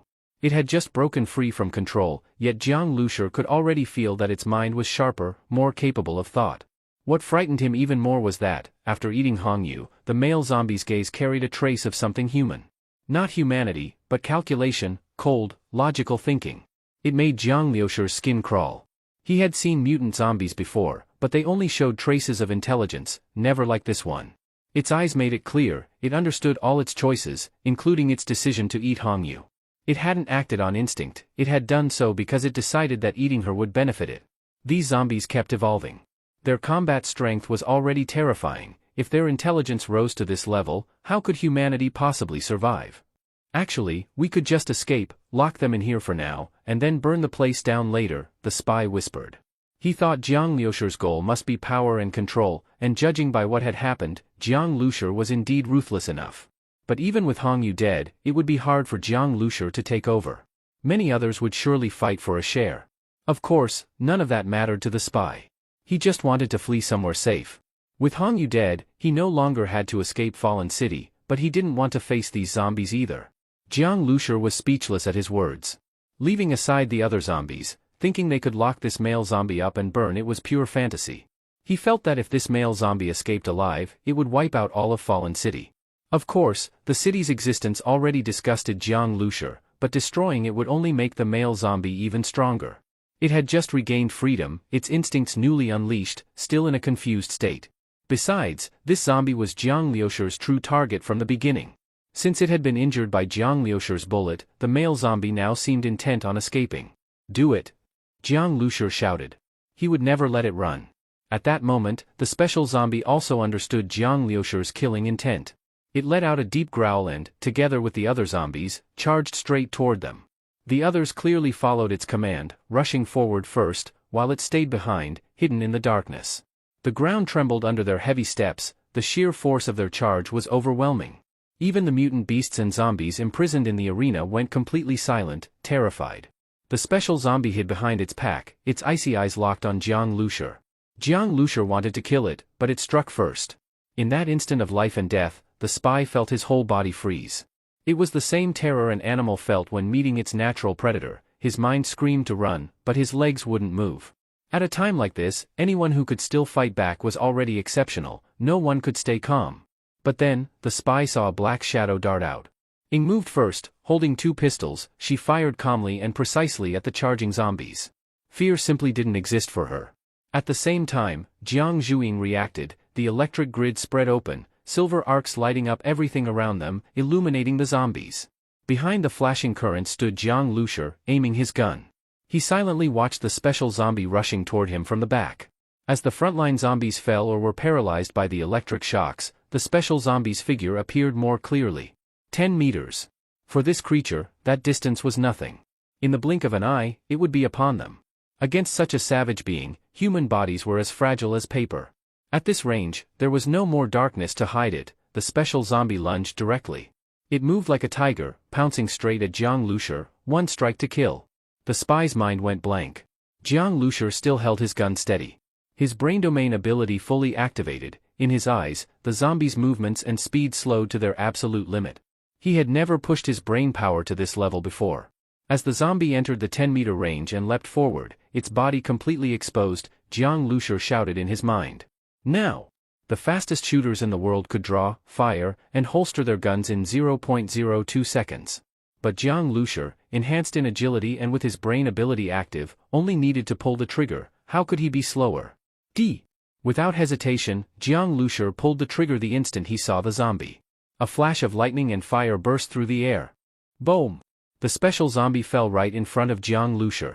A bloody hole had appeared in the middle of its forehead, with sparks of electricity still flickering across its scorched skin. It was already very close to Jiang Lushi, but in terms of speed, it lost to him. Jiang Lushi slowly lowered his gun. Only then did he realize that his palms, his forehead, and the back of his shirt were all drenched in cold sweat. It had been a life-or-death moment. If his reaction had been even a fraction of a second slower, the result could have been completely different. And this was even with his bloodline evolution and brain domain ability fully activated. But even so, the human body was still fragile against a zombie's attack. Jiang Lushi had to shoot this special zombie exactly in a vital spot to kill it instantly. 1 shot, 1 kill was not just a saying, there was skill behind it. The best aim was above the bridge of the nose. If the bullet hit there, it would carry out a large portion of brain tissue, killing the target instantly. If that wasn't possible, he had to shoot the neck, cutting the connection between the brain and body. Even if the zombie didn't die, it would lose mobility. Otherwise, as long as a zombie still had a breath of life, it would keep attacking. And for a human like him, getting caught even once meant death. At such a critical moment, without absolute calm and lightning reflexes, he wouldn't have thought through any of this, and the result of hesitation would be death. Jiang Lushi looked at the special zombie's corpse, his expression dark. Humans had relied on armies, weapons, and fortified zones to survive the apocalypse. Fallen City even built an arena where people fought zombies and mutant beasts for entertainment, as if zombies were no longer something to fear. But the truth was the opposite. Humans were so fragile that this was nothing but self-deception, a form of madness born of fear. Even Jiang Lushi had grown used to fighting small groups of zombies without much fear. Yet now, looking at the corpse at his feet, he once again felt the same dread he had when the apocalypse began. This zombie had high intelligence and had hidden among humans all this time. Many must have seen it, but no one ever realized. Besides Hongyu's cover, it had also deliberately concealed itself. If not for Jiang Lushi, who knew how far this zombie might have evolved, how intelligent it might have become. Zzzzzzz. The crackling of electricity grew louder. Without the special zombie, the remaining few were still aggressive but helpless against the electric grid. Using the grid as cover, Jiang Lushi and his group eliminated them one by one. When everything finally went quiet again, the spy swallowed hard, staring in shock at the scene before him. So much had happened today, too much for him to process. Then came a faint rustling sound. Many people had been imprisoned here, those who offended Hongyu or were simply too weak. Jiang Lushur didn't particularly pity them, but after killing Hong Yu and her people, he heard the clinking of chains from several cages. Inside, the prisoners strained to look out, but they couldn't bend down enough for their faces to reach the cage openings. They couldn't see what was happening outside, they could only guess from the sounds. Even so, many still couldn't believe that Hong Yu and her gang were dead. They were excited, yet deep-rooted fear kept them from even calling for help. If they guessed wrong, the punishment would be worse than death. Ran Shiyu sensed their emotions, a mix of despair and a faint spark of hope. She knew that feeling all too well. Then a voice came from one of the cages. "Is Hong Yu dead?" The voice broke the silence, bold and direct. There was no cautious probing, only a straightforward question. The other prisoners, startled at first, became even more agitated. They all wanted to know the answer. Jiang Lushur looked toward the cages. There were so many that he couldn't tell which one the voice had come from. But it was a woman's voice, young, by the sound of it. A woman, locked up here too? Hong Yu truly had been cruel. No matter who you are, if Hong Yu is dead, then I owe you my gratitude. As long as you need my help, I'll do whatever I can, the woman continued. Her tone was cold and detached. This time, Jiang Lushur pinpointed the cage and walked toward it, standing in front of it. The cage was built between concrete walls, with thick, blood-stained iron bars. On the cement floor near the entrance were old scratch marks, deep gouges from desperate fingernails. Whoever was inside had tried to dig through the floor or break the bars. Judging from the marks, she had been imprisoned for a long time. Standing before the cage, Jiang Lushur said calmly, "You're locked up. How could you possibly help me? Shouldn't you be asking me to let you out?" Hearing his voice, the other prisoners went wild with excitement. "Please, let me out. Let me out. Please. I'll do anything, just let me out." Their shouting grew so loud that Jiang Lushur frowned. Quiet. Such noise could attract guards. Even though Hong Yu's orders had kept them from entering when they heard sounds, if the noise became too strange, they might still come to check. And if they didn't hear Hong Yu respond, they would surely get suspicious. Jiang Lushur didn't fear a few guards, but he didn't want unnecessary risk, especially risk caused by these people. "You don't have any obligation to free me," the woman said calmly. "In this world, I stopped expecting sympathy long ago. Those who act on kindness so easily, I think they're fools. They can be used or betrayed at any time. People will do anything to survive." Jiang Lushur hadn't expected such words from her. For someone trapped in a place like this, to still remain this calm and rational, was rare indeed. "Then what can you do for me?" Jiang Lushur asked with some interest. "You killed Hong Yu, but you don't know where her warehouse is. I can take you there. She ran Fallen City, most of the resources were used on herself and her man, but there's still a lot in storage." "Aren't you interested?" the woman replied. Jiang Lushur was surprised. Was this woman once one of Hong Yu's trusted subordinates? He was indeed interested in the warehouse. His group needed supplies, and she didn't seem stupid enough to lie to him. Deceiving someone this strong right now would just be the same as asking for death. "You," Jiang Lushur suddenly looked at the spy. The man shivered and quickly came to his senses. The strength of Jiang Lushur's group had completely crushed him. Even looking at Jiang Lushur now made him nervous. He was terrified that Jiang Lushur might kill him on a whim. In front of Jiang Lushur, he felt as insignificant as an ant. If Jiang Lushur wanted him dead, it would take no effort at all. "Why yes, boss, just tell me what you need," the spy stammered, sweating heavily, trying to smile, afraid that even one wrong word could cost him his life. "Go get the keys," Jiang Lushur said. "Oh okay, the man nodded quickly. He had no idea where the keys were, but he didn't dare refuse. While he frantically searched for them, the woman stayed silent. Jiang Lushur noticed her reaction. She seemed more pleased about Hong Yu's death than about her own freedom. "Found them. Found them." The spy ran back, panting, holding a large ring of keys. The moment the prisoners heard the familiar clinking sound of keys, they went wild, stretching their hands desperately through the bars. "Help me! Let me out! Hurry, let me out!" But the spy ignored them completely, running straight past their cages. One man watched the spy's feet pass right by his cell without stopping and instantly broke down. "So you'll only open the cages for those who pay you off? I already said I'll work for you like a slave. You're no different from that slut Hong Yu, the same kind of trash." He had nothing to offer, so despair turned to rage. Hearing the shouting, the spy spun around and yelled, "Shut up. You want to bring the guards here with all that noise? And that woman was right, the boss doesn't owe you anything. You're begging, so stop acting tough." "I did beg. I begged you. But you never planned to let us out, did you?" The man's frustration twisted even further. He thought freedom was moments away, but they didn't open his cage, and the spy's words only enraged him more. If they weren't going to let him out, then why should he make things easy for them? They wanted to get supplies from the warehouse and live well? He'd ruin it by shouting until the guards came. Jiang Liusher's expression turned cold. He turned toward the cage. When Hongyu was alive, you didn't dare say a single word. Now that she's dead, you call her a slut? Have you lost your mind? She terrified you, but do I look easier to provoke? He walked up to the cage. There was still fresh blood on his shoes as he stood before it. From inside, the man could only see those blood-stained shoes and hear Jiang Liusher's mocking voice from above. Jiang Liusher actually found it somewhat amusing. This man had been terrified of Hongyu, yet he didn't seem nearly as afraid of the one who killed her. Is it because I haven't tortured you yet? You really are pathetic, Jiang Liusher said coldly. His tone suddenly sharpened, like a knife slicing across the prisoners' throats. Shut your mouth. One more word, and he'll be your example. At that moment, Jiang Zhuiying walked over. Let's give him a little shock to calm him down. Wait. I was just asking for help, you. A burst of electricity cut him off.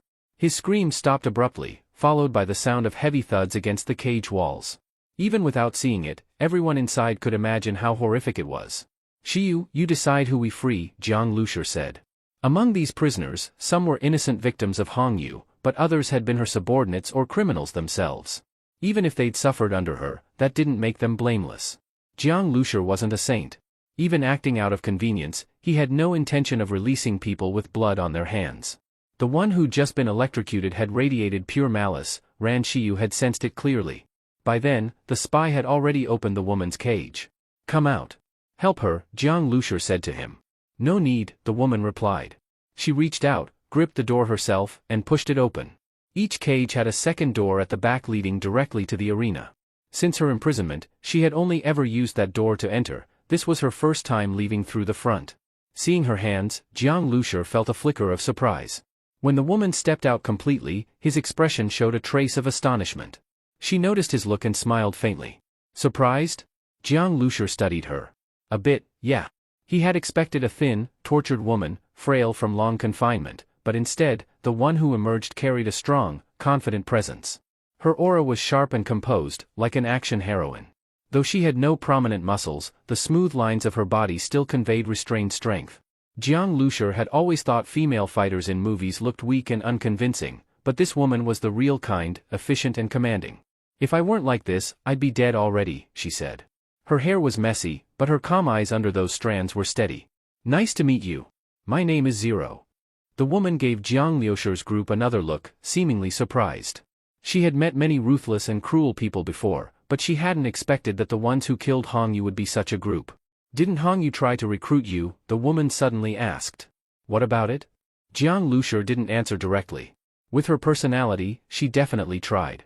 I'm just curious, why did you refuse? Survivor teams usually care most about benefits. Working with Hongyu meant profit, the woman said. She clearly didn't believe Jiang Liusher acted out of justice to destroy Fallen City. In truth, the city's creation wasn't all Hongyu's doing, she merely took the lead. What truly built it was the darkness in human hearts. You ask too many questions. Jiang Liusher glanced at her coldly. He had the starseed, which could sense special energy, something she couldn't possibly imagine. Her curiosity was natural.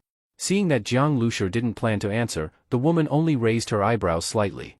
She looked toward the hallway. Thick, congealed blood covered the floor. The air was already filled with the stench of blood and rot. The woman walked to Hongyu's corpse. Torn chunks of flesh, what barely remained of a head, none of it could really be called a body anymore. She stared coldly at Hongyu's wide-open eyes.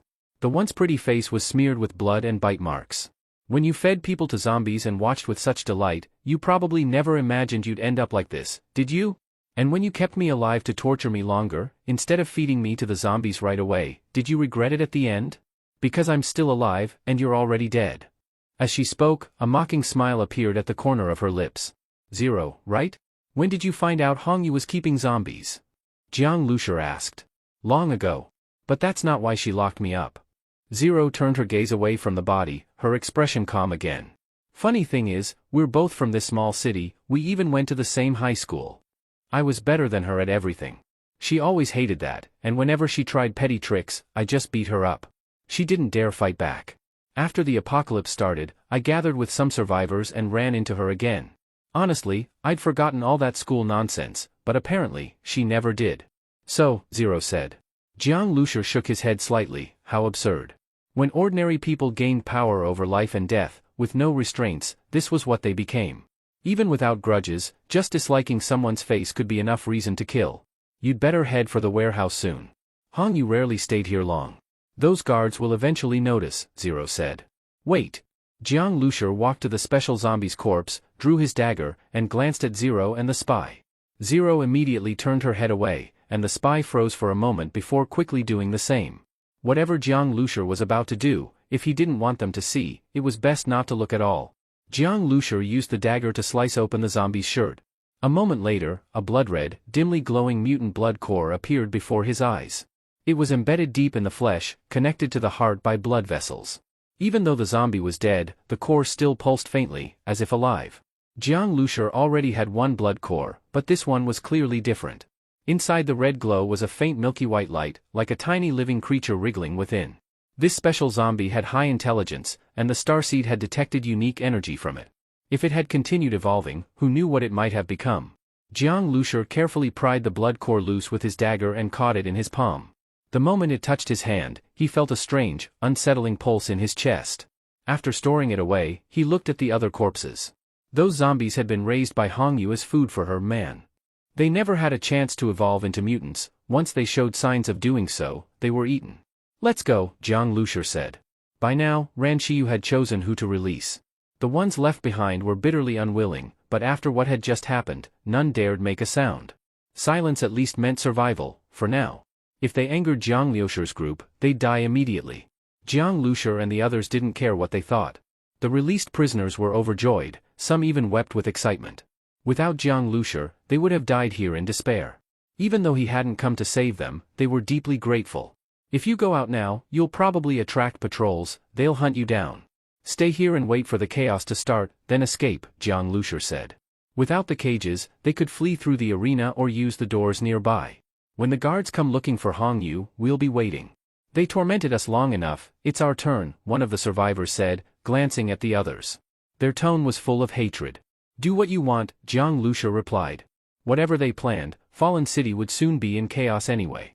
This place was full of all kinds of people, who knew what would happen next. You can stay here too, Jiang Lusher told the spy. The man glanced around at the survivors and sighed miserably. He knew he couldn't leave right away, and the people around him were watching him closely, eyes filled with distrust and suspicion. Don't look at me like that. I'll stay. I'm not running off to tattle. Hong Yu's dead, who would I even tell, the spy muttered. Let's go, Jiang Lusher said, leading his group back the way they came. Zero suddenly asked, You're just going to walk there like that? Of course not. We'll drive. Driving will draw less attention, Zero nodded. Although Hong Yu was dead, her forces still remained. Jiang Lusher smiled faintly. A moment later, as an engine roared to life, a vehicle emerged from the darkness, driven by Ying. It was a minibus. Zero's lips twitched slightly. Forget I said anything. The car door opened, and Ling followed Jiang Lusher and the others over, suddenly stunned. The minibus looked quite ordinary on the outside, but the interior was surprisingly luxurious.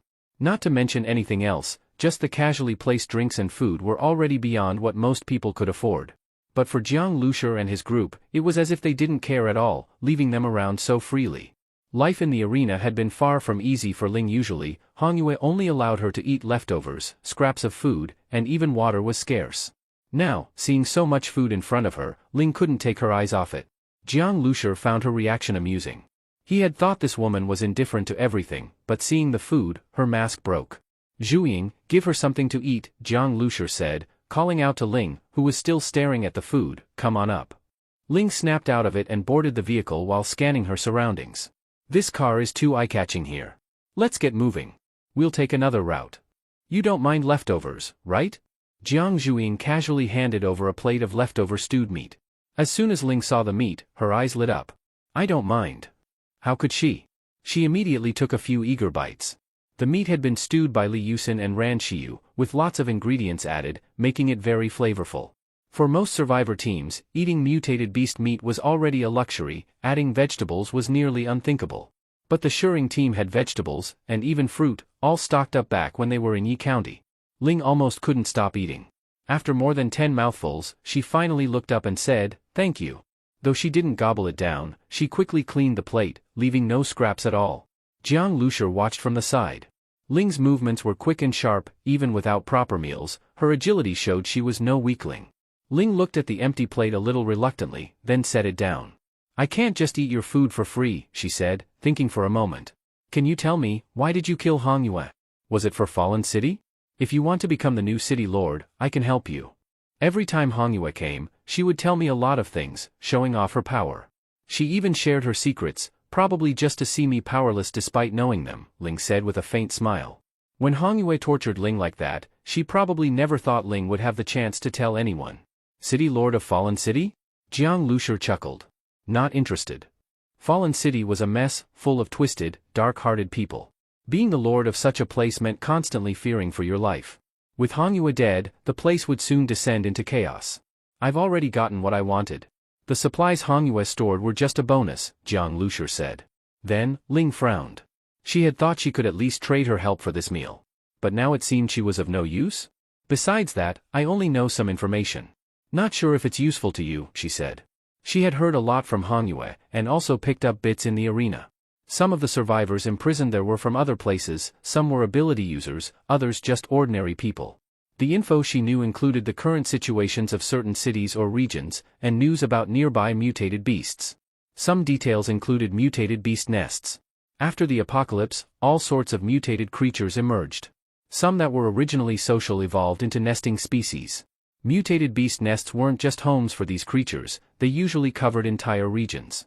These areas were extremely dangerous and usually avoided by ability user teams. Otherwise, wandering in by mistake would be a death sentence. That kind of info is useful. But just now, did you mention something about the Jiangnan region? Jiang Lushur asked. Li Yusin and the others didn't understand why he paid special attention to that casual mention, but Ran Shiyu's expression subtly changed. Back then, General Zhang had promised to keep an eye on northern Jiangsu, but they hadn't heard anything yet. Considering how chaotic Zhonghai had been when they left, it was likely the military couldn't keep up. Yes, Ling paused. She had said a lot and hadn't expected Jiang Lushur to focus on that. She had only briefly mentioned it. A power user from Jiangnan said he encountered a nest on the way. But Jiang Lushur didn't even care about the nest's location. Maybe it was because the group's accent suggested they were from Jiangnan? I didn't talk much with that power user. He was quickly thrown into the arena and died. He just said he was from Jiangnan, and that things there might be worse than here since there's no base city. Some survivors couldn't survive and migrated this way. They didn't have a fixed route, just went wherever there were fewer zombies, Ling explained. No base city, probably like northern Jiangsu. Around Jiangbei, only Yi County could be considered a large survivor settlement. Without military forces maintaining order, powerful survivors dominated everything. Life for ordinary people in such places was extremely hard. Ran Shiyu showed no expression, but her delicate fingers clenched the hem of her clothes. This Ling, she's hiding something. At that moment, Ran Shiyu's voice echoed in Jiang Liushur's mind. Hiding something? Earlier, Ran Shiyu had confirmed all Ling's intel was truthful. Why would she lie only about the Jiangnan situation? Let her take us to the warehouse first. We'll ask about it later, Jiang Lushur replied. Ran Shiyu nodded. Though anxious, she knew this wasn't something to rush. The warehouse is in the villa area, right? Jiang Lushur asked Ling. Yes, but not inside her villa. Normally, even if someone killed her, they wouldn't find her stash. Hong Yue would never let anyone benefit from her death, Ling replied. But now, with Ling leading the way, Hong Yue was probably cursing them from hell. On the minibus, Ling washed her face and tied up her hair. Jiang Lushur looked at her with some surprise. He hadn't expected her to have a baby face, with round eyes, pouty lips, and fair skin. But her gaze was extremely cold, carrying a calmness and killing intent that only came from surviving many deadly battles. So this is what they call contrast, Jiang Lushur thought to himself. This vehicle is really nice, Ling said with admiration. Though small, it had everything. Having a car like this in the apocalypse made life much more convenient. But compared to survival, convenience was secondary. At a side gate of the villa area, Ling told Jiang Lushur and the others to drive the vehicle straight ahead. When a guard came to question them, she rolled down the window. The guard had just started to speak when he saw the girl in front of him suddenly flash a cold light from her hand without changing her expression. His eyes widened instantly, and he reached up in vain to clutch his throat, but blood gushed out in streams. He opened his mouth, but could only make hissing sounds, not even able to call for help. I'll open the gate, Ling said, flipping out of the window lightly and hiding in the darkness nearby. When another guard sensed something wrong and cautiously stuck his head out of the guard post with his gun, Ling pounced like a wild cat. She quickly took care of all the guards. Then the iron gate was pulled open. Jiang Lushur opened the car door. As the minibus drove in through the gate, Ling jumped back in. Only then did Jiang Lushur notice that in the darkness, Ling's eyes had turned into glowing green cat eyes, radiating danger. She didn't have any weapons, but her 10 fingers looked like sharp claws.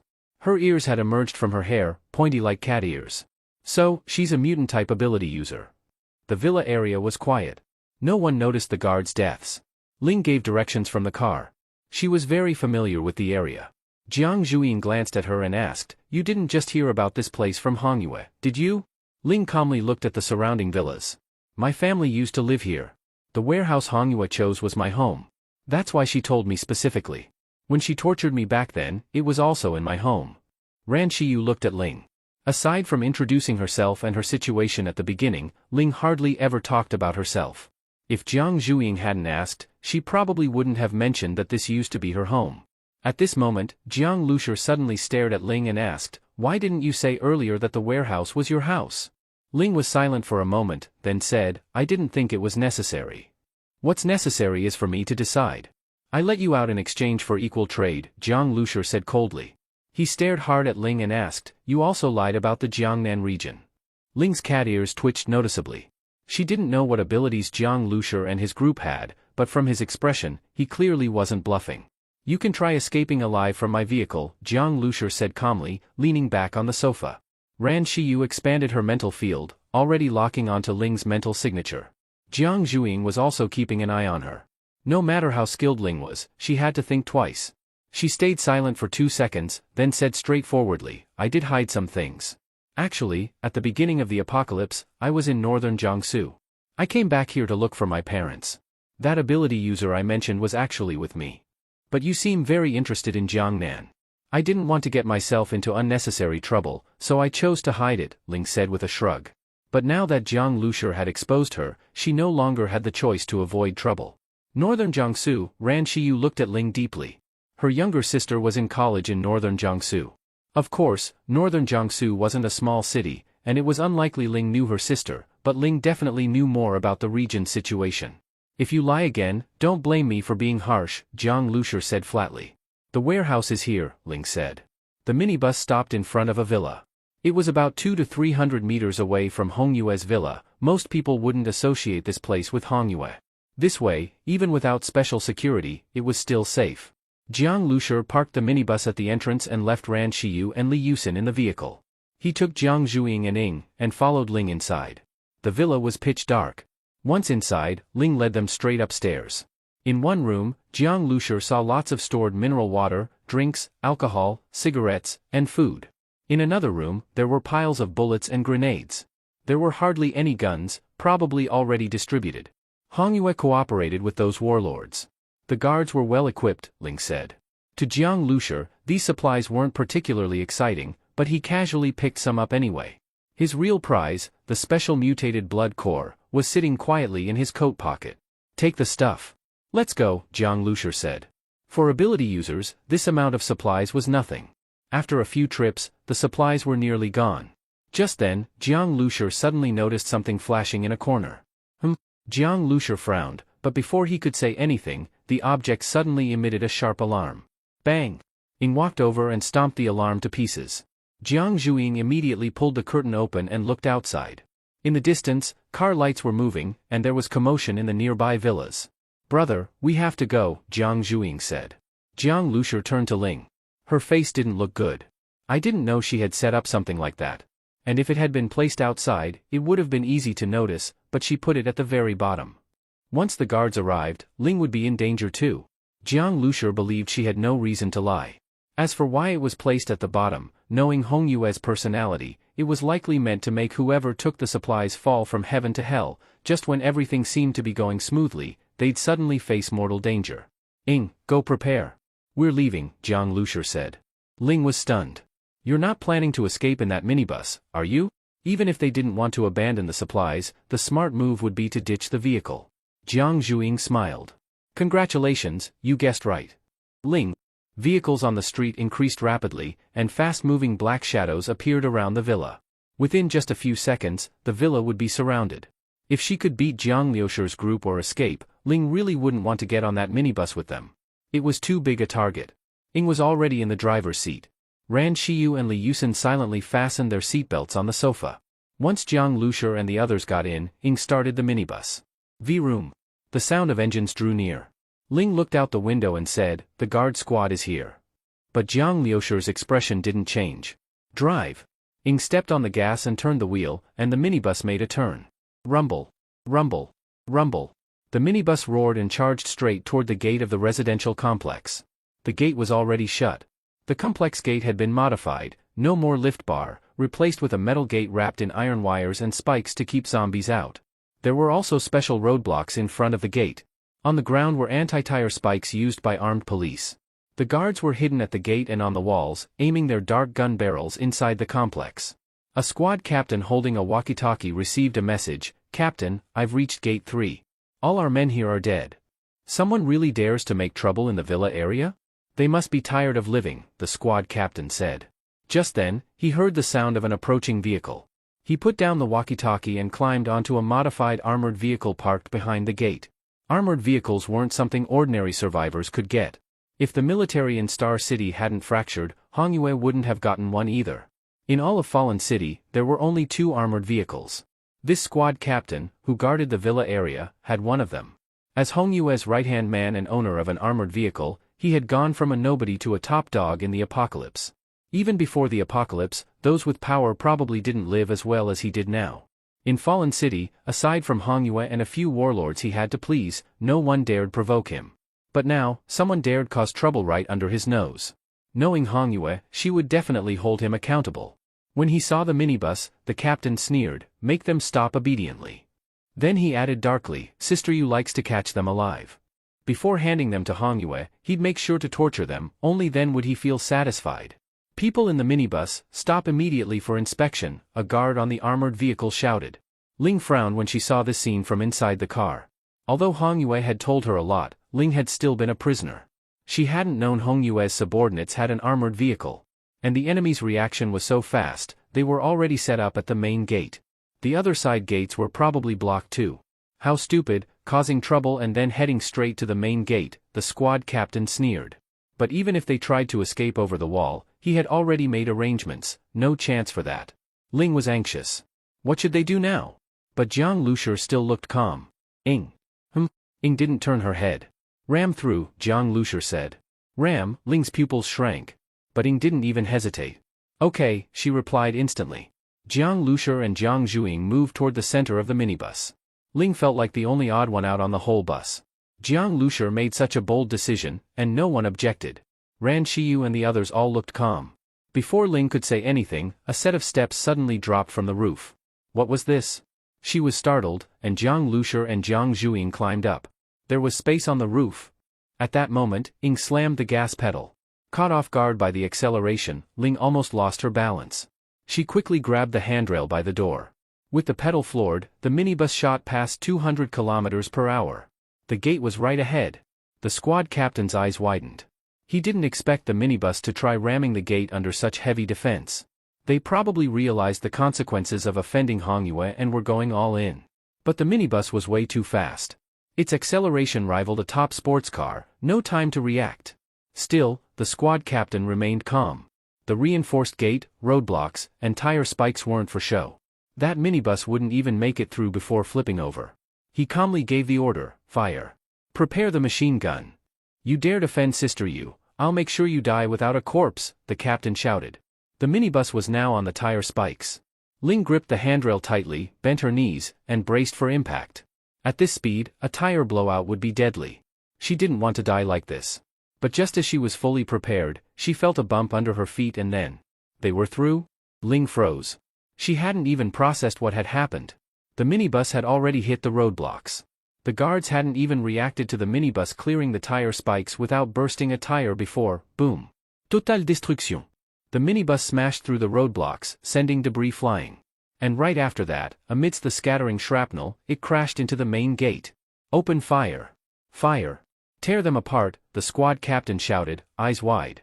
What kind of tires were those? What kind of defense did it have? The gate, in front of the minibus, was like paper. Bang! Bang! Bang! But it wasn't the guards firing, it was coming from the roof of the minibus. Jiang Lushi, holding the AMR-2 sniper rifle, fired long bursts of flames from the muzzle, taking lives with each shot. Guards hidden on the walls, heads barely poking out, those heads now exploded one by one. At the same time, electrical currents surged down both sides of the roof like living creatures, covering the wall. Screams and gunfire filled the air, the scent of burning flesh hanging thick.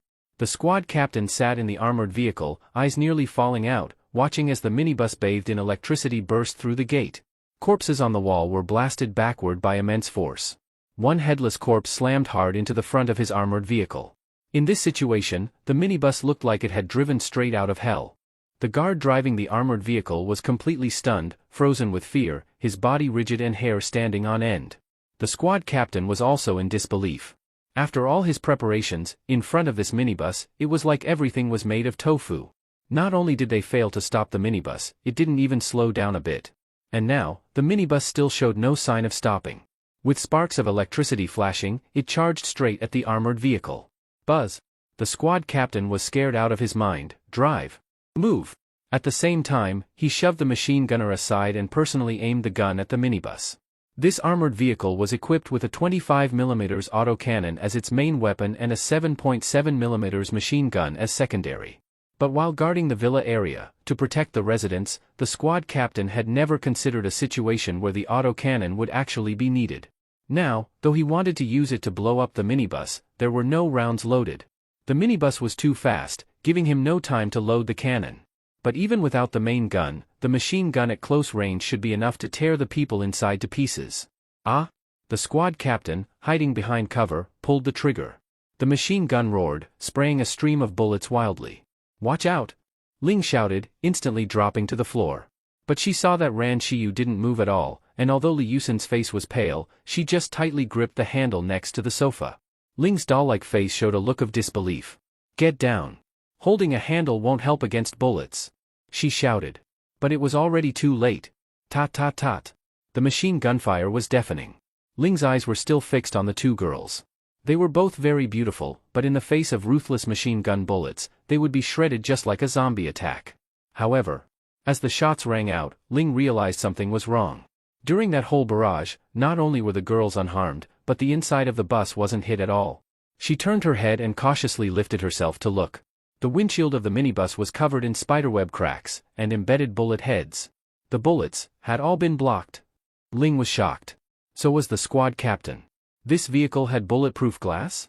But even so, bulletproof glass shouldn't be able to withstand such a close-range machine gun burst. Even thin steel plates would have been shredded. This level of bulletproof protection was beyond the squad captain's understanding. But Jiang Lushi knew, the minibus had been fully reinforced using mutant crystal cores, and its defense had increased significantly. "Keep firing. One more round and it won't hold," the squad captain shouted. But he had no chance. As the armored vehicle tried to steer away from the charging minibus, Jiang Lushi had already aimed his rifle inside. Bang! The sniper rifle roared. A 12.7mm bullet easily tore through the vehicle's thin armor. This terrifying bullet could pierce through cover, and once inside the vehicle, it turned it into a meat grinder. The armored vehicle jerked off course and with a loud crash, slammed into the villa compound's wall. Thick smoke billowed. And from the twisted metal shell, black-red blood flowed out in streams. The squad captain, covered in blood, struggled to climb halfway out. His lower body was stuck inside the vehicle, and waves of intense pain assaulted him. "You dare offend Sister Yu? Do you know what happens to those who cross her?" he roared, eyes full of hatred. He knew he wouldn't survive, but he wanted to see these people suffer miserably. Then he looked clearly at the young man holding the gun from the strange turret on the minibus roof. The man was about 20, ordinary looking, but his eyes glowed brightly in the dark. Hearing the captain's words, the young man actually turned his head. In the dim light, the squad captain saw him give a mocking smile. "What happens? Go down and ask her yourself." The captain's expression froze. What did he mean? Bang! With a single shot from his pistol, Jiang Lushi finished off the captain, then turned to look ahead. The villa area guards were just the first checkpoint. Now the city roads, and even the gates of Fallen City, were all under lockdown. Flashing headlights could be seen everywhere, and the citywide alarm echoed above them. Since Fallen City was founded, this was the first time something like this had happened. Ling had gotten up from the floor. The minibus's power had completely overturned her worldview. What now? Ling asked as the alarm blared. But as she asked, she already guessed the answer. Charge out, blast through Fallen City in one go, Ing replied. She was merely passing along Jiang Liusher's command. Ling's eyes widened, but she didn't question it. She didn't even think of opposing the idea. Charging straight out of here, it meant facing a storm of bullets. If anyone else had said this, Ling would think they were crazy. But inside this vehicle, Ling actually felt it might be possible. Woo! Woo! Woo! The alarm kept wailing. Amid the noise, Ing gripped the wheel tightly and slammed the gas pedal, charging straight for the city gate of Fallen City. The loud crashes, gunfire, and alarms completely shook the entire city awake. Many survivors stood at their windows watching. Some ability users began to understand what was happening. They saw a minibus driving from the villa area, heading straight toward the guards' vehicles, which were blocking the street. Dozens of vehicles. Hundreds of guns. Versus one minibus. Who the hell is that? So badass? They're insane. The survivors were watching for fun. In Fallen City, there was no shortage of entertainment, torture, beatings, they'd seen it all. But someone daring to go head-to-head with the city guards, now that was rare. They wanted to see what the minibus and the people inside planned to do. Maybe they could struggle a bit longer. The guard squad of Fallen City was a fully armed force of 100 soldiers. Compared to this heavily prepared defense, a single minibus looked like an egg hitting a rock. The watching survivors all thought that the people in the minibus, upon seeing the setup, would definitely turn and run in fear. However, Fallen City was surrounded by walls on all sides, escaping was almost impossible. At this moment, the minibus had already reached the main street, facing off from a distance with the guard squad's vehicles. Even Ling, who had just witnessed the strength of the minibus, began to doubt Jiang Liusher's plan of breaking through in one go. The guard vehicles had nearly blocked the entire street. Under these circumstances, breaking through seemed nearly impossible. And on top of those vehicles, rows and rows of dark gun barrels were aimed straight at the minibus. Jiang Liusher stood inside the control room, staring at the guard vehicles. There were off-road vehicles commonly used by ability user teams, and some modified small trucks. Behind those was even an armored vehicle. There were dozens of guns, rifles, submachine guns, machine guns. The people in Fallen City were far wealthier than the average survivor. Back in Yi County, a survivor settlement, things couldn't compare to Fallen City at all. People in the minibus, surrender immediately, a guard shouted. Inside the armored vehicle, a slightly fat middle-aged man was holding night vision binoculars, peering at the minibus through the gaps between vehicles. That guy surnamed Zhang was really useless. Just one car and he couldn't stop it. The middle-aged man said coldly while observing through the binoculars. The Zhang he referred to was the squad captain in charge of the villa district. Both he and this man, surnamed Diao, were in charge of security in Fallen City, but Zhang only oversaw the small villa area, yet had the same rank as Diao. Diao had always disliked Zhang. He suspected that, given the earlier loud crash and gunfire, Captain Zhang was likely already dead. This result brought Diao some joy. But still, thanks to him taking the hit up front. If not, I might have been caught off guard by this minibus too, Diao said, setting down the binoculars, an unusual expression on his face. The windshield of the minibus was covered in spider webs, but the bullets hadn't penetrated it. A simple minibus was actually bulletproof? Diao had dealt with several warlords before, and had seen some of their vehicles being bulletproof, but a bulletproof minibus? This was the first time. Also, although he looked down on Zhang, Diao knew that if the bus was only bulletproof, it wouldn't have been able to break through like that. There must be powerful ability users on board. But I'm prepared, unlike that idiot Zhang. If you think you can break past me, you're dreaming, Diao sneered coldly. He did want the minibus, but compared to the danger it posed, it wasn't worth the risk. Diao had risen to this position by knowing how to weigh risks. Oh right, where are the people I sent to find Sister Yu? Diao asked. They haven't returned yet, another guard replied. Really, a trace of darkness flashed in Diao's eyes. He had received word that Hongyue went to the arena, which wasn't far from here. The people he sent should have returned by now. But they hadn't, and neither had Hongyue appeared. Could this be related to the minibus and the people inside? At that moment, the minibus responded to the guard squad's call. Charge through, Jiang Liusher said in a deep voice. V-room. The minibus shot out like an arrow. Ling grabbed the handrail and steadied herself. Desperate? The survivors watching were surprised. This was suicide. But man, this bus is fast, someone said. It was just a minibus, how was it so unbelievably fast? What? The guard who had been shouting commands had just planned to yell one more time when he suddenly saw the minibus rushing toward them. There was still over 1,000 meters of distance between them and the minibus, but the speed, it was absurd. From the distance, the minibus looked no bigger than a fist, but now its roaring engine filled their ears, rapidly closing in. At the same time, tongues of flame burst from the roof. Bang! In the dark, with only headlights providing visibility, most people couldn't clearly see the full shape of the minibus. They could only shoot roughly. Especially at nearly 1,000 meters distance. Who knew where those bullets were even flying? Then, boom! With a huge explosion, the lead off-road vehicle suddenly sparked and exploded from the front of the hood. Jiang Lushur had shot directly into the engine. The force of the sniper bullet was terrifying. In the blast, the firelight reflected in Jiang Lushur's calm eyes as he pulled the trigger again. Fire! Fire! The guard squad reacted to the sudden explosion, opening fire, but in the dark and against a speeding minibus, hitting the target was extremely hard. Even the few bullets that hit were no problem for the armored minibus. Holy shit! Diao almost dropped his binoculars. He had already taken the minibus seriously, but he didn't expect there was a sharpshooter on board too. Every shot hit the vehicle's weak spots. Their blockade had become a row of targets. Fire the cannon. Shoot it now. Diao roared. He had parked his armored vehicle at the back. The minibus could resist bullets, could it resist shells? This wasn't the villa district anymore. The houses along the street were occupied mostly by the lowest class poor, some even slaves. Even if they were blown up, it didn't matter. If not by shells, they'd be slowly tortured to death anyway. Their lives meant nothing to Diao. At this moment, all he wanted was to blow that minibus into pieces. Could the guard squad use the autocannon? Of course Jiang Lushur had anticipated that. As the minibus rapidly closed the distance with the guard squad, Jiang Lushur continued destroying their vehicles one by one or killing the gunners. Even the armored vehicle hiding in the rear was now exposed to Jiang Lushur's view. Even if it was just a tiny gap. That gap was nearly invisible in the darkness, only about a finger's width even in Jiang Lushur's enhanced visual field using his brain domain ability. To aim at a one-finger-wide gap from several hundred meters away, what kind of shooting difficulty was that? But Jiang Lushur had never thought it would be easy to break out of Fallen City. He took a deep breath, then held it. Military snipers sometimes hold their breath to avoid breathing affecting their shooting accuracy. Well-trained snipers adjust their heartbeat through breathing, slow their heart rate, focus, and fire between breaths and heartbeats. Jiang Lushur usually didn't need such techniques, because he didn't need to aim. As he held his breath, his vision seemed to pierce through the hundreds of meters ahead. On both sides, broken-down houses hid trembling, terrified low-class survivors too afraid to come out.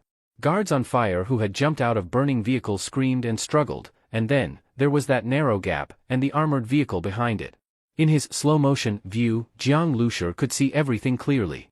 Holding his breath, he aimed the sniper rifle barrel precisely at that tiny gap. Now! The middle-aged man named Diao suddenly sensed an intense life-or-death danger. What? He looked toward the minibus in disbelief. At the same time, he let out a loud shout and leaped to his feet. Bang! Diao kicked the armored vehicle with terrifying strength, his muscles bulging like steel. With that kick, the armored vehicle caved in, and the whole vehicle, with the people inside, shifted over a full meter. The sniper bullet scraped past the vehicle's outer shell, shooting a trail of sparks. Damn, the driver shouted in terror, cold sweat pouring from his body at the screeching sound of impact. It nearly hit. If not for Diao's fast reaction, that armored vehicle would have been done for. Now let's see what you've got left. Blow them to hell. Diao shouted, a little shaken but confident in his precautions.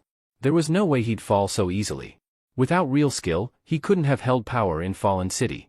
The autocannon was already primed, just waiting for his command. That missed shot hadn't stopped them, and on this street, the minibus had nowhere to hide. They were finished. Inside the minibus, Jiang Lushur frowned slightly when he saw his shot was dodged. But it was just a bullet being avoided. Ran Shiyu. Jiang Lushur called. I know. Ran Shiyu, who had been quietly sitting on the sofa, suddenly looked up. Ling looked over and felt her heart skip a beat. Those eyes, what kind of eyes were those?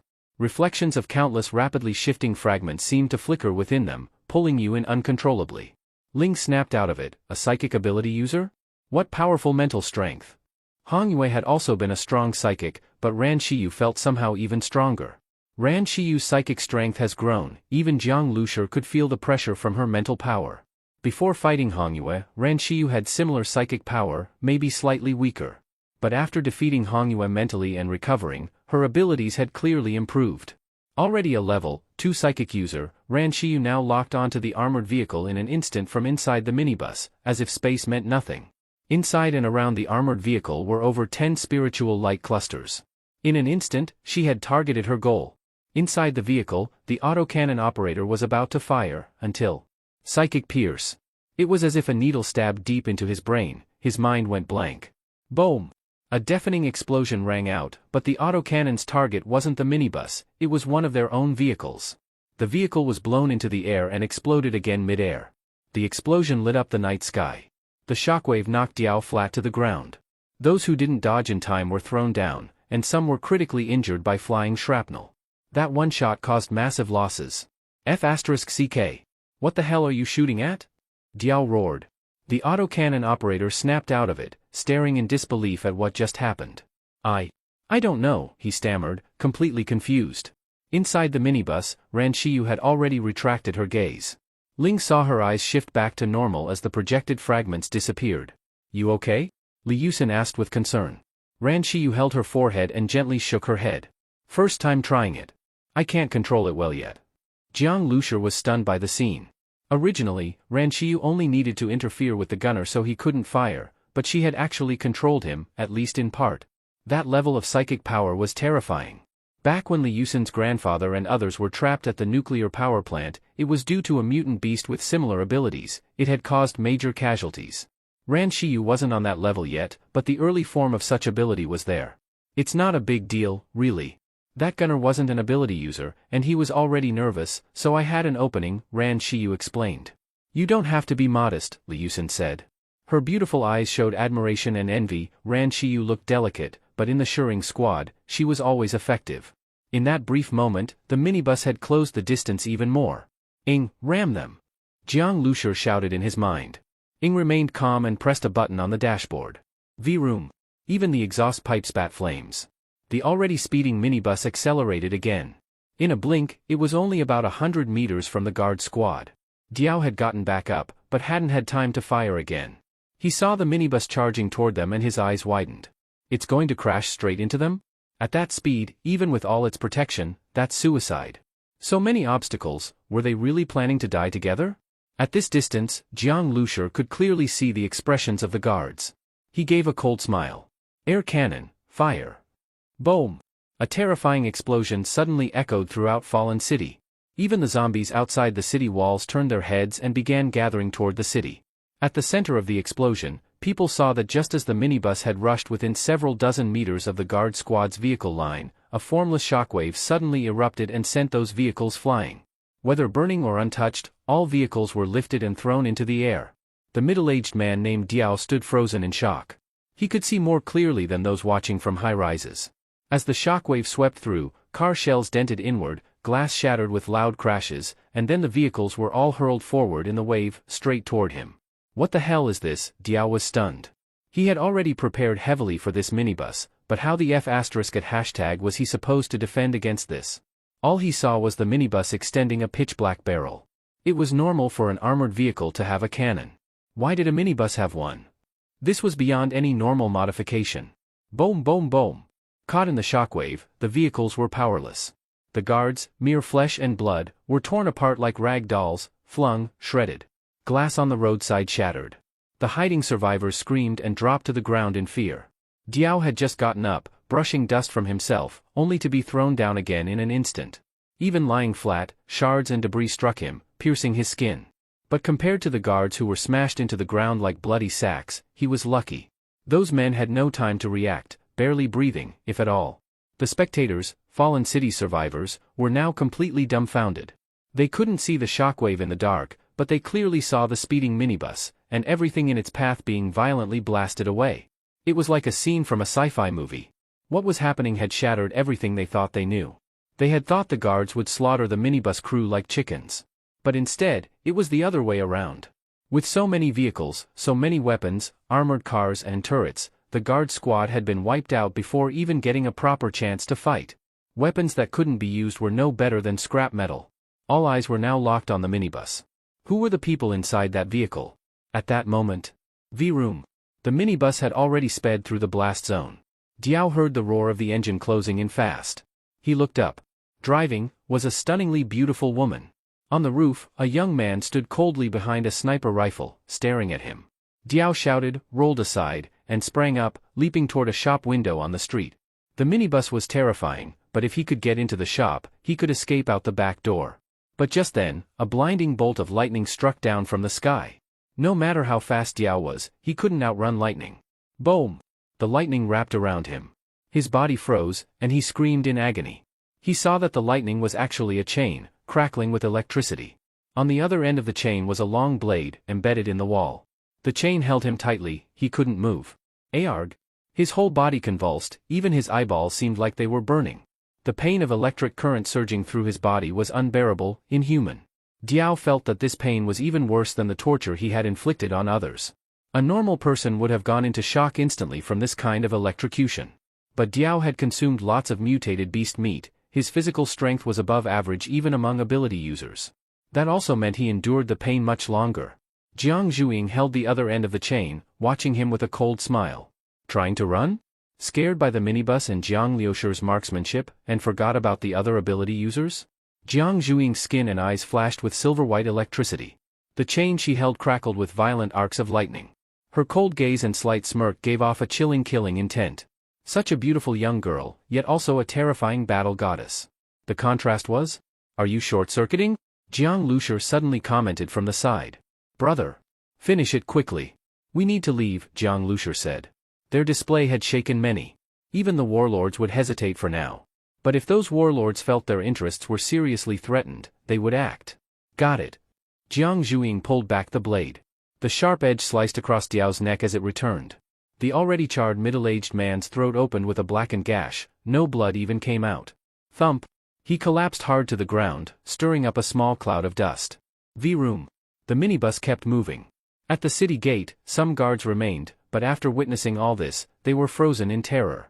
As the minibus approached, they panicked and fled in all directions. The minibus sped through the gate and vanished into the night outside Fallen City. Inside the city, silence fell after the dust settled. The low-level survivors in buildings on both sides felt safe again. They cautiously climbed up and peeked out the windows. What they saw left them shocked, speechless. One survivor spotted Diao's corpse. Even that demon was dead? The monster who'd tormented them daily, killed at will, was just gone? In front of true strength, these people weren't any different from the rest, powerless. Pa! Serves him right, a survivor finally cursed out loud in satisfaction. Brother, this city is disgusting. If only we could destroy it, Jiang Zhuiying said, turning to look at Fallen City. If those survivors leave and go somewhere else, they'll build another Fallen City, Jiang Liusher replied. He turned to look back too. Flames were still rising from the city, this might be the brightest night the city had seen since the apocalypse. Bang bang bang. Attracted by the explosions, many zombies began gathering from the surroundings.